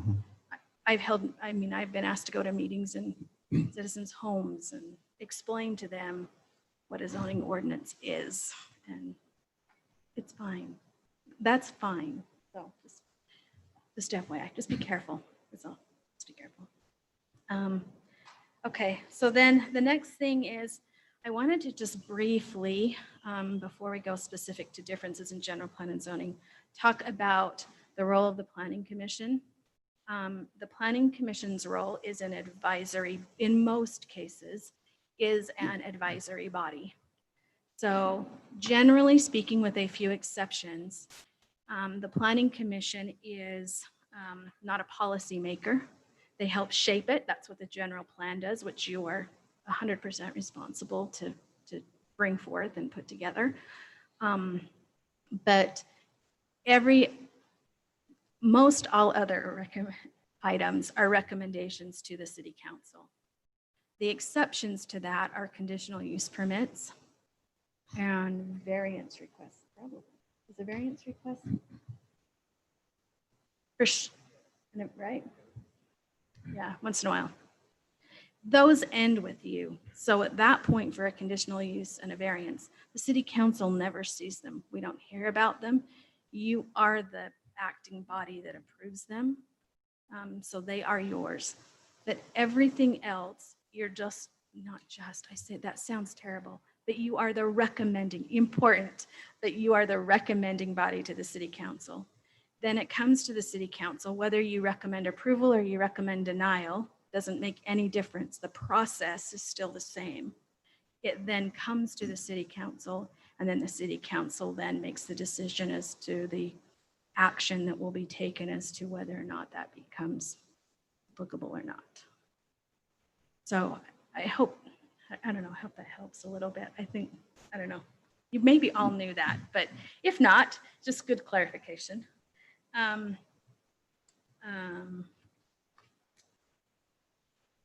The other thing I would say, well, I'm not do that yet. I'm just kind of going through some of this. I guess I'm going to skip, and I'm going to touch base on 5 things that are characteristics of a successful planning commission. If you have your book, I'll tell you they're on page 30 of your handbook. And they're the last 5 that are on there. And I want to hit these briefly, and then we can maybe have open discussions if you want. The first one is members. So these are you guys. And I would say that these are even applicable to city council members too. So when I read this for myself too.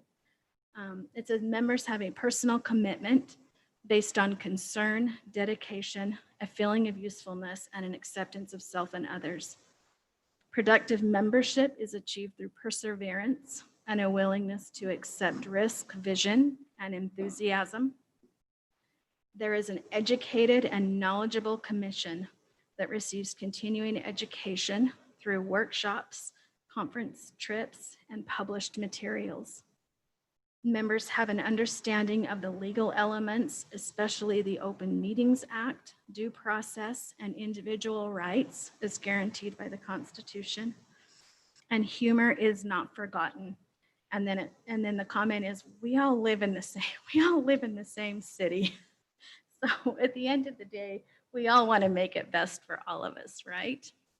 And when I look at those things, I think I tried to take that real seriously as a commissioner and take that very seriously as a council member.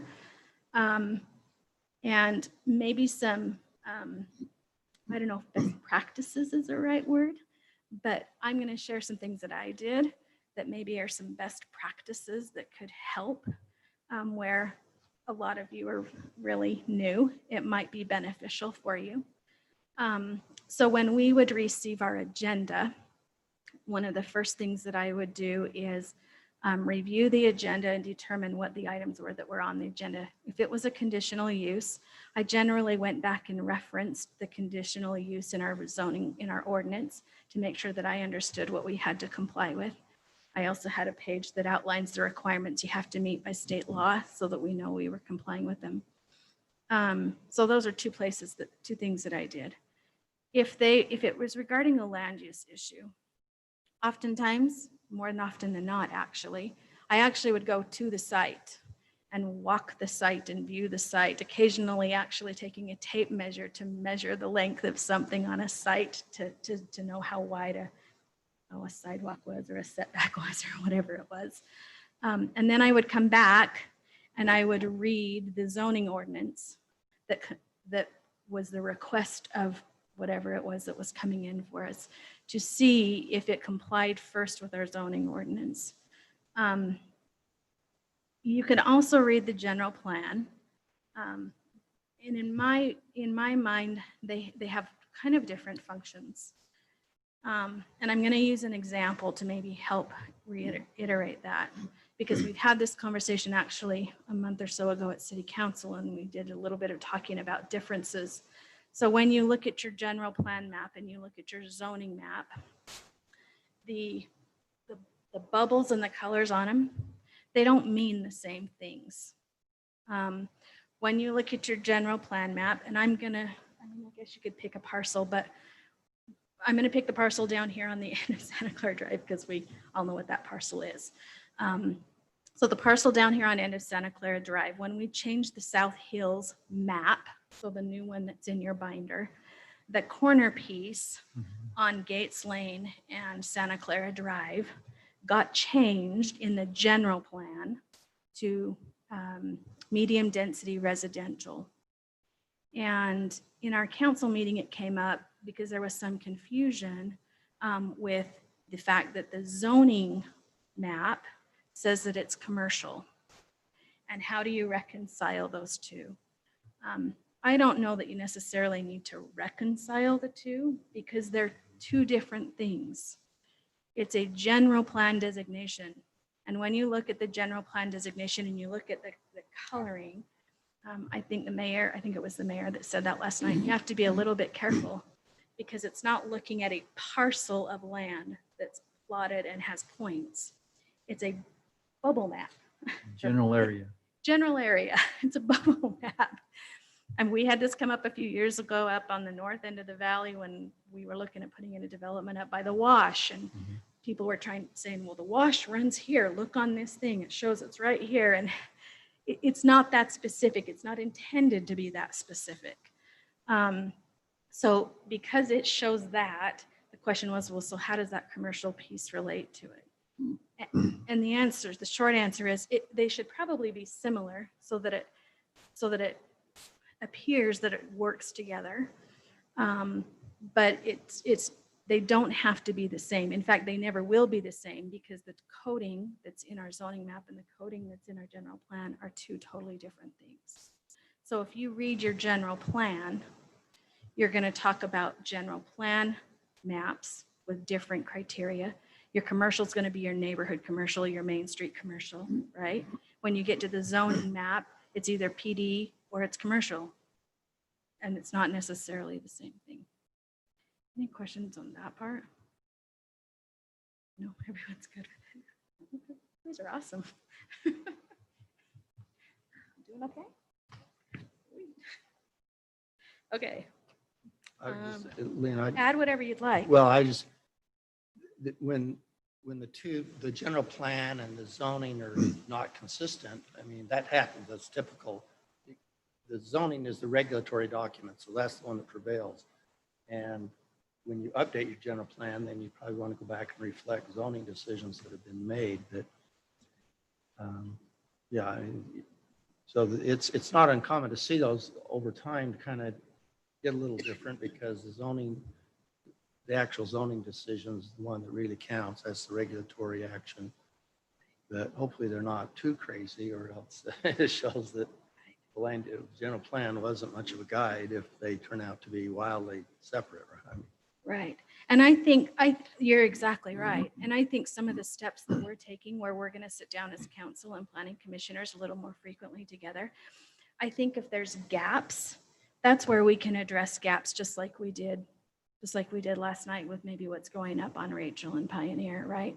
There's a gap with what was done 5 years ago and with what we're doing now, right? So we can address that gap and figure out what's best and how to proceed with it.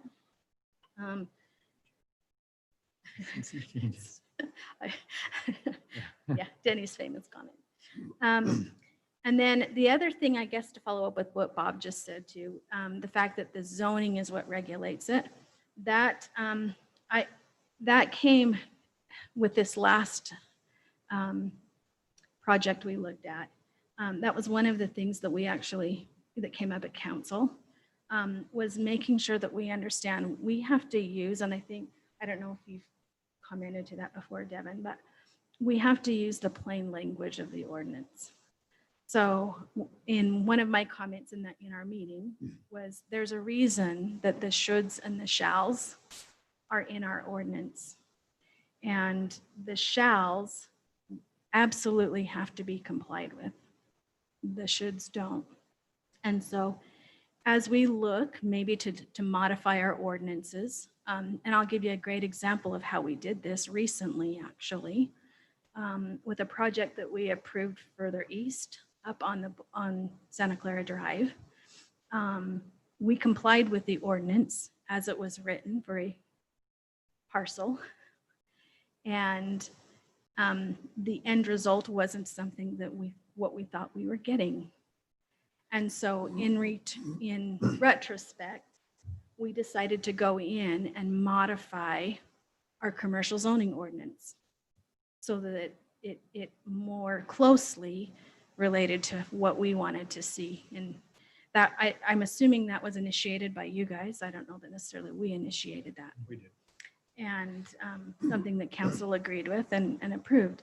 That's a perfect example of where an ordinance was there. We complied with it at the time, realized it needed some changing. You made a recommendation and we changed it. I think we're doing some of that with our PD ordinance now, but the shoulds and shalls are really important, and it's critical when you read those in your zoning ordinance to make sure that you read the should and the shall, because it's imperative. It makes a difference. And the reason that becomes important is because there is a requirement by state code that says that a municipality is bound by basically, I won't read that. I've got it, but I won't read it. But basically, a municipality is bound by our ordinances. So if an applicant comes in and they meet our ordinance requirements, they are entitled to approval of the application. So it becomes critical for us to make sure that those ordinances are done the right way. And I don't necessarily know why that's in place. My opinion as to why that's in place is that so that everyone is treated exactly the same by way of ordinance. Is that helpful? Okay. We have a recent example of that.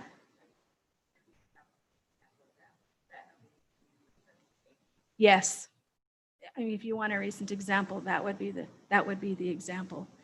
When we look at our zoning ordinance, and PDs are a little bit different, but when we look at our zoning ordinance, if you read that zoning ordinance, you just have to check off, does he comply, does the applicant, whoever that is, comply with this? The answer is yes.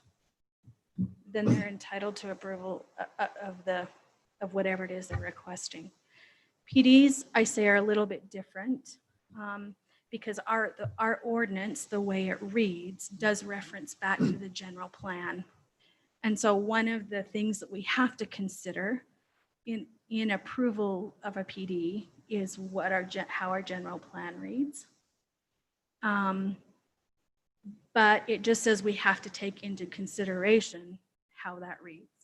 It doesn't require us to do anything besides taking it into consideration. And so given that it's not a legally binding document and it's not enforceable and it's the zoning ordinance that's enforceable, that's why council was comfortable with the decision that was made. Maybe one of the other recent examples is the one across the street where we had a room full of people who didn't want that one to come. And we approved it because they met all the check marks. We recommended approval to the council on the dollar store. If the Dollar Tree would have fought us on the position of the thing and just went forward again, so it would have been the same legal issue. You're bound to pass it because they met all the criteria. The location of the building is not really relevant. Is that kind of the point? Well, I think it gives you the option to, I mean, if you're considering it and you think it's important, the council could have rejected it. It was within their bounds.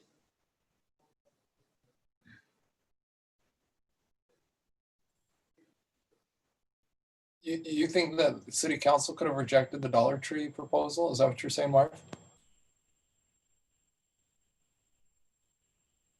And I went back over to the Bucky. Oh, okay. Yeah, they could have went either way, and they would have been within their legal rights, right, Evan?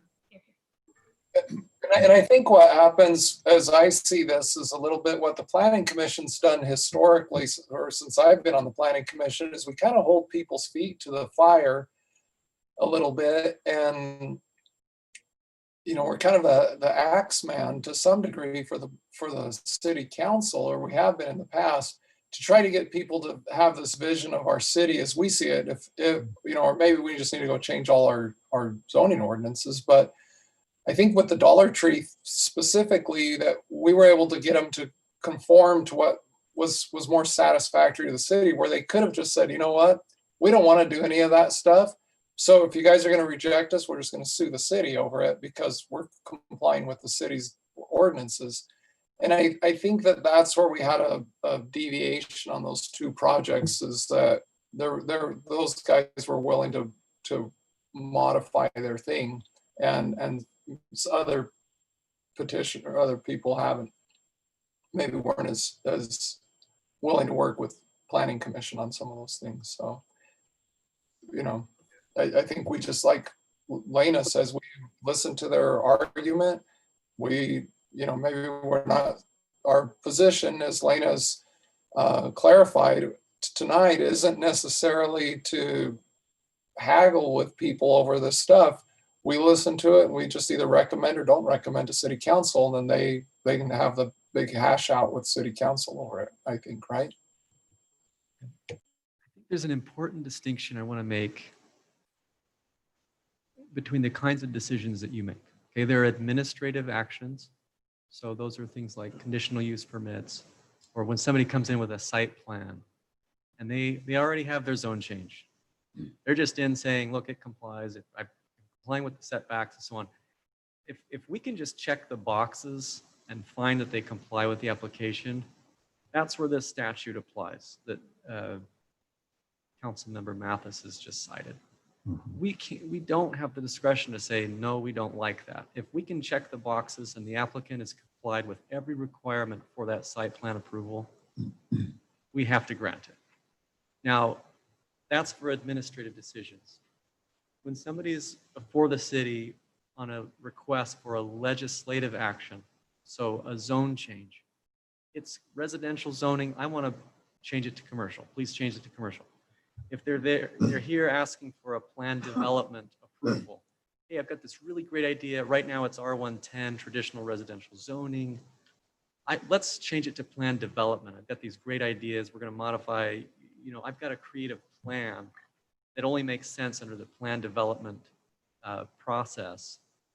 There again, this is a legislative question. And so the city does have the discretion to kind of get into the details of, okay, well, if you're asking for this zone change, does this make sense for us? Is this a creative plan? Is this, you can look at all of those broad policy questions because it's a legislative decision. But again, if it's purely administrative, can we check the boxes? Have they complied? We don't have the discretion.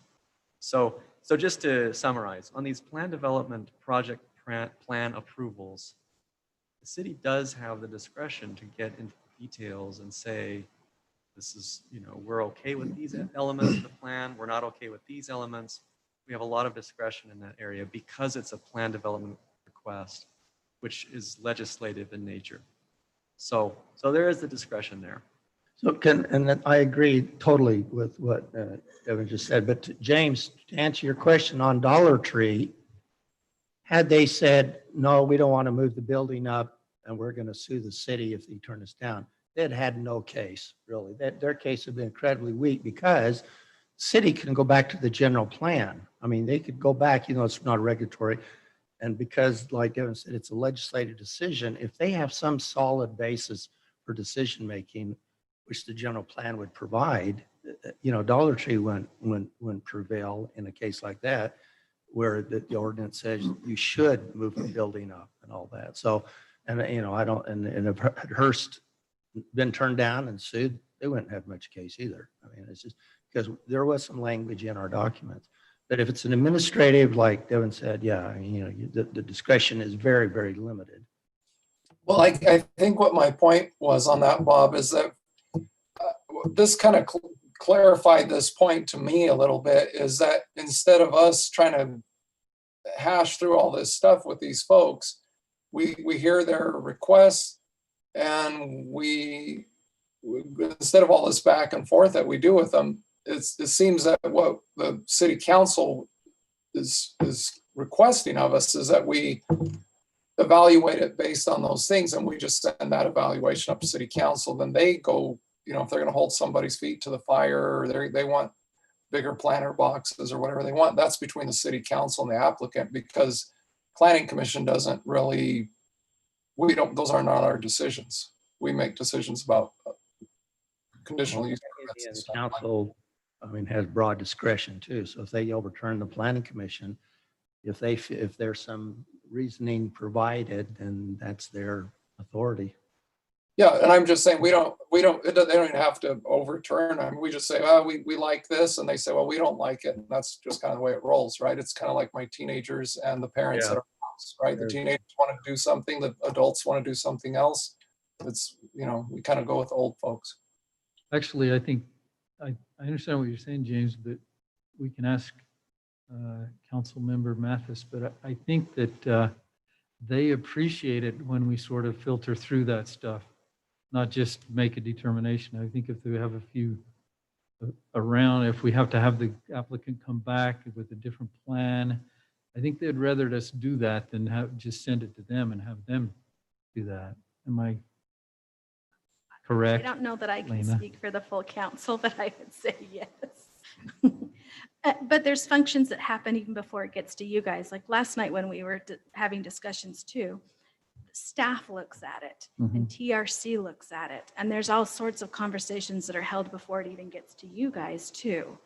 And so I think, you know, the comment last night was, well, maybe you guys need to have the information from TRC because that might be helpful in having heard what those discussions are that are coming from TRC. I think the more information we get, the more transparent we are, the more that we all look at it, the better we're going to be. That's my opinion. I agree. You could say. This will be the last thing I promise.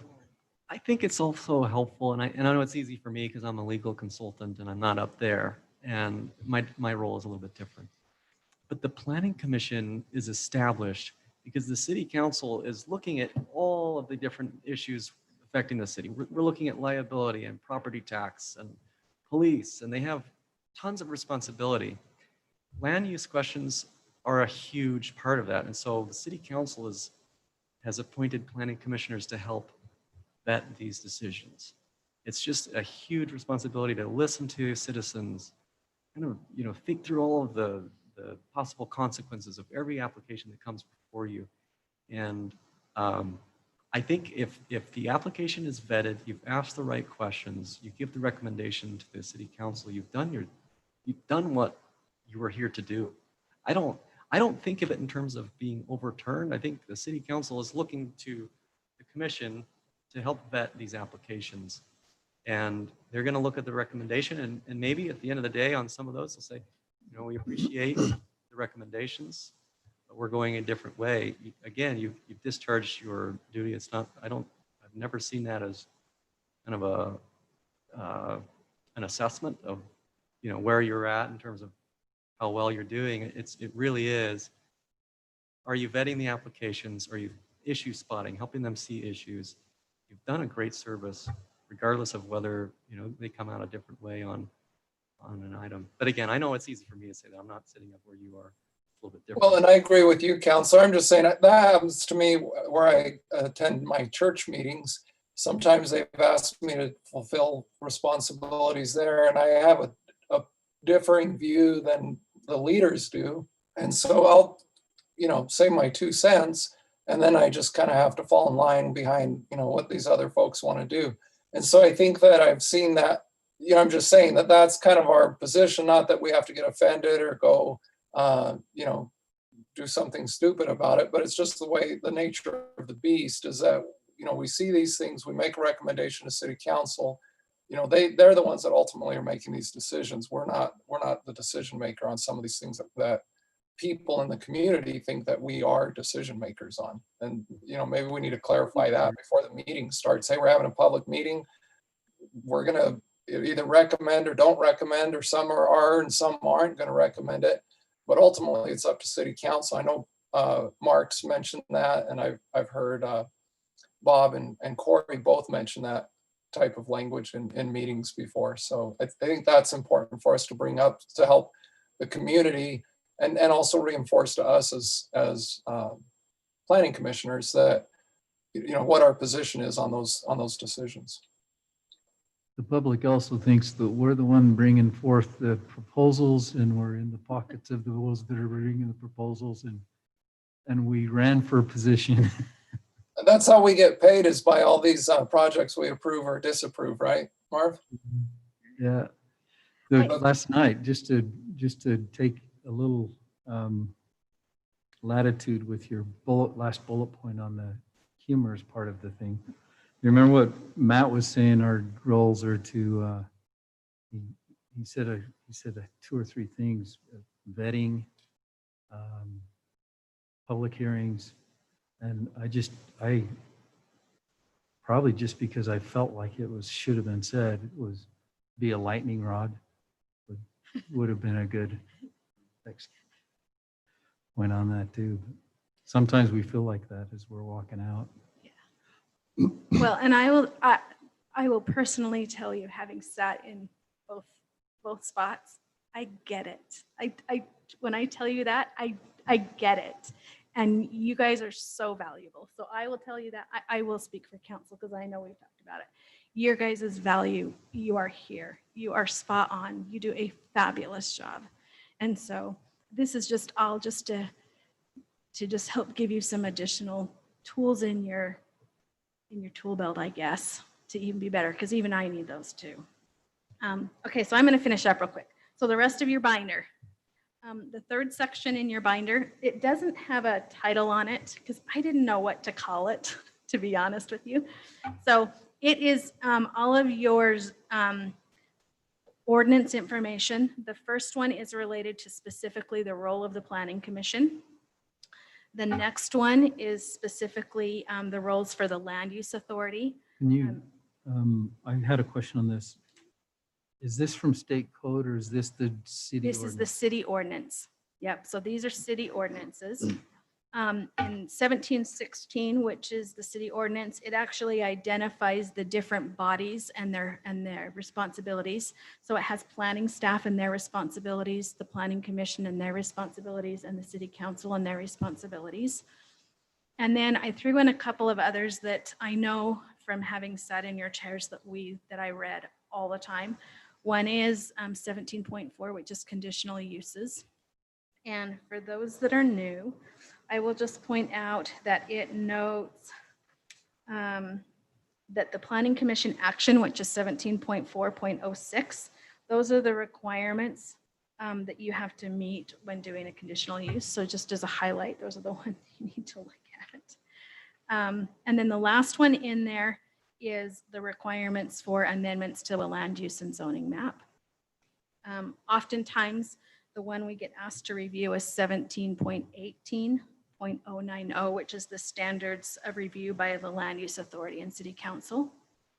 So I threw that in there just so that you could read through those questions. So when something comes before you and that's applicable, then you've got it in your binder. You can go to it and look at it and read it.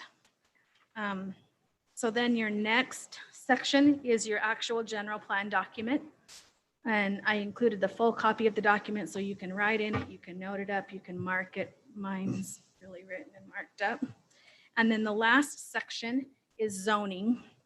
And I went ahead and printed for you all of our zoning ordinances for each zone within our city, with the exception of one. I did not print you the PD zoning ordinance only because it's being, you guys all know it's being redone. And it's 14 pages long currently, but Devin is so fabulous that it's being shrunk down to, I don't know how many, Devin, but not nearly that many pages. It's much, much better. So hopefully this will give you an opportunity that you can quickly at a glance go to a zoning ordinance. You can find them online. So the last, in the back tab of your binder, there is a sheet titled Land Use Resources. I've put Corey and Selena at the top of your sheet for land use because they are, in my opinion, probably the best ones to start with. And I know Devin was always willing to take my questions. I'm sure he's always willing to take your questions, but I wasn't gonna put his name on there without permission. And then the next item down is the American Legal Publishing Company. I've included the website on there. That website is where our zoning ordinances are found online. So it's a great website you can go to. You can print things, you can highlight things, you can bookmark things. So that's where your website is. The next one, I put the Utah League of Cities and Towns, and Corey's already told you about the league. The league has all sorts of classes, not in a COVID year that they give, but in a non-COVID year that they do. But they do have great resources online. So when I'm going to encourage, I've done this one in person, and I have viewed the one online, but it's an abbreviated format. The one I'm going to encourage you to do, if you go to their website, click on the land use tab, click on the land use training tab. There's a resource on there. It's a YouTube video done by a gal by the name of Meg Ryan. It's not the actress, but that's the picture you're going to see when you get on there. And she does one called Land Use 101. It's a 1-hour abbreviated version of a training that generally goes from 9 to 4 p.m. on a Saturday. It's fabulous. It gives all the high-level highlights. And even as, like I said, I've done it 2 or 3 times. And every time, even though I've heard it before, I find something new because my experience changes the more I hear something or learn something or something comes before you as a commissioner or as a council member, it changes. So it has all sorts of training on there. The next one is the Land Use Academy of Utah. It's very similar to the League of Cities and Towns. It has oodles of resources on there. You can go in and read legal advisory opinions. I mean, you can do all sorts of things. And so I'd recommend that you look at that one. And then the last one I put on there is the website for the state code. So it's Utah Code 10-9A. That's they call it LUDMA and CLUDMA. CLUDMA's for the counties. LUDMA's the Land Use Development Management Act. That's what regulates the municipality. And Devin could probably quote you lots of that. I just print lots of it and read it. But if you are looking at all those things and doing all those resources, it will help you. At least it helped me immensely. And then the last thing is the last documents that are in your binder are our ordinances for supplementary regulations and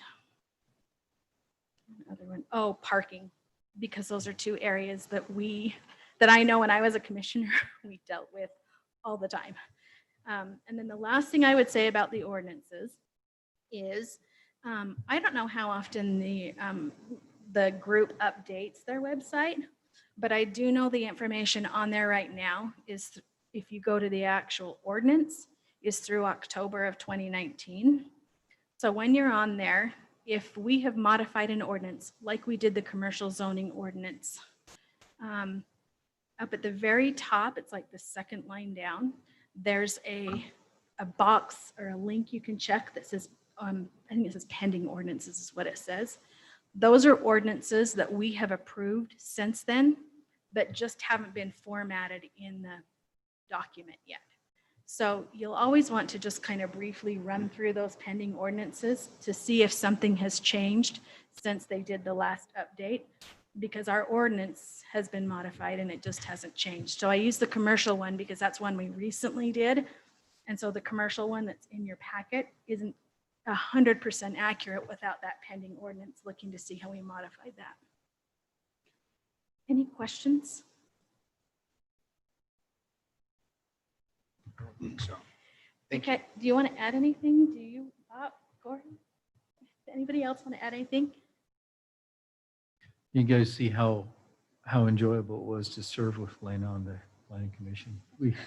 We didn't have to do so much homework because we knew Lena would do it for us. Lena did it.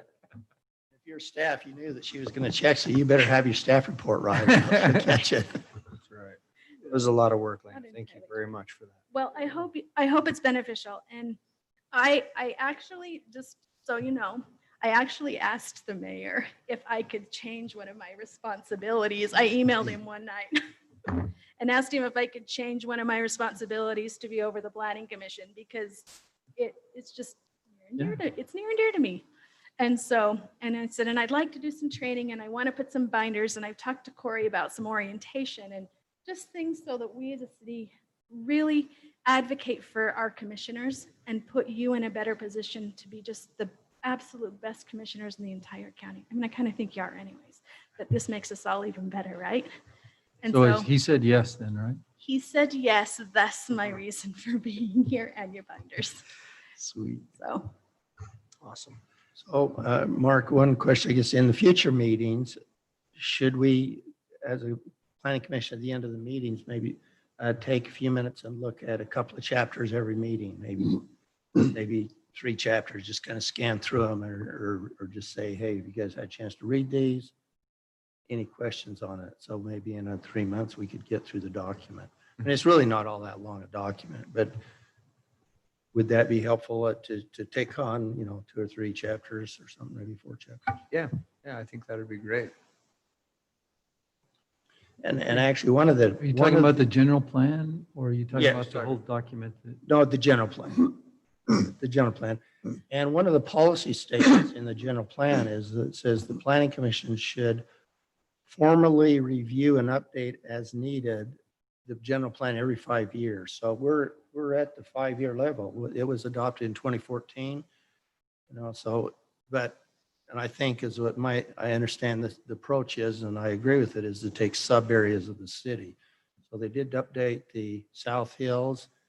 Now, maybe, I know there's been some talk about the downtown area, whether, the historic core needs to be reviewed and looked at, or what's the next section. Pioneer Parkway is kind of a hot one.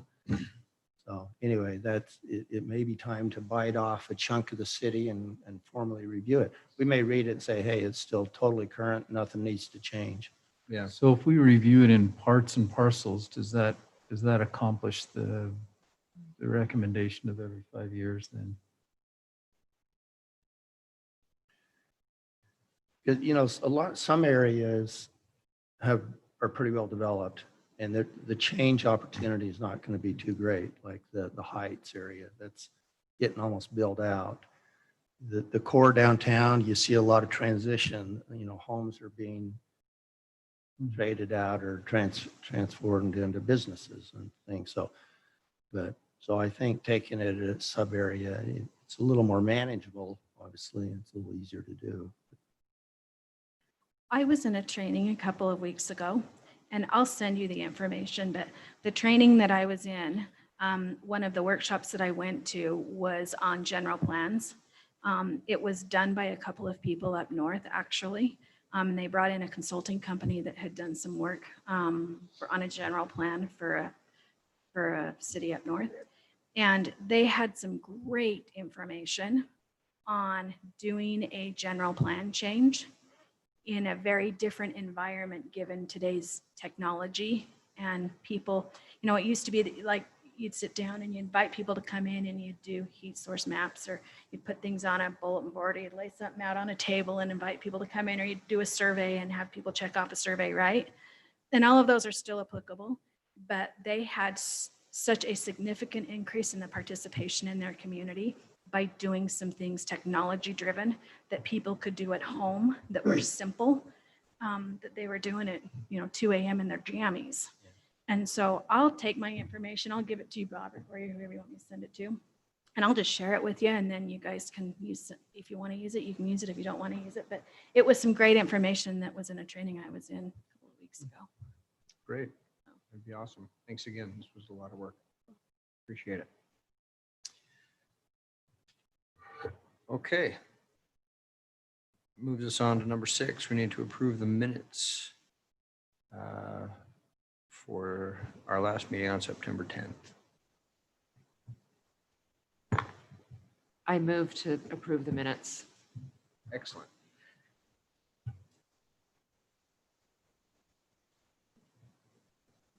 I'll second it. Okay. I've got an approval from Shelley and a second from Ryan. All in favor? Aye. Aye. And with that, we will adjourn this meeting until next month. Thank you. Thank you. James, I'll bring you a book. I can pick it up at City Hall too if you want, Lena. Okay, your preference, I'll do whatever you'd like. No, if you want to leave it there, I can zip over there. You don't have to. I'll leave it with Corey. You're gonna be coughing on you or whatever.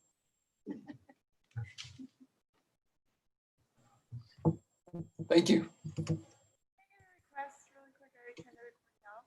So these are brand new computers. If you could shut them off. So just at the very bottom,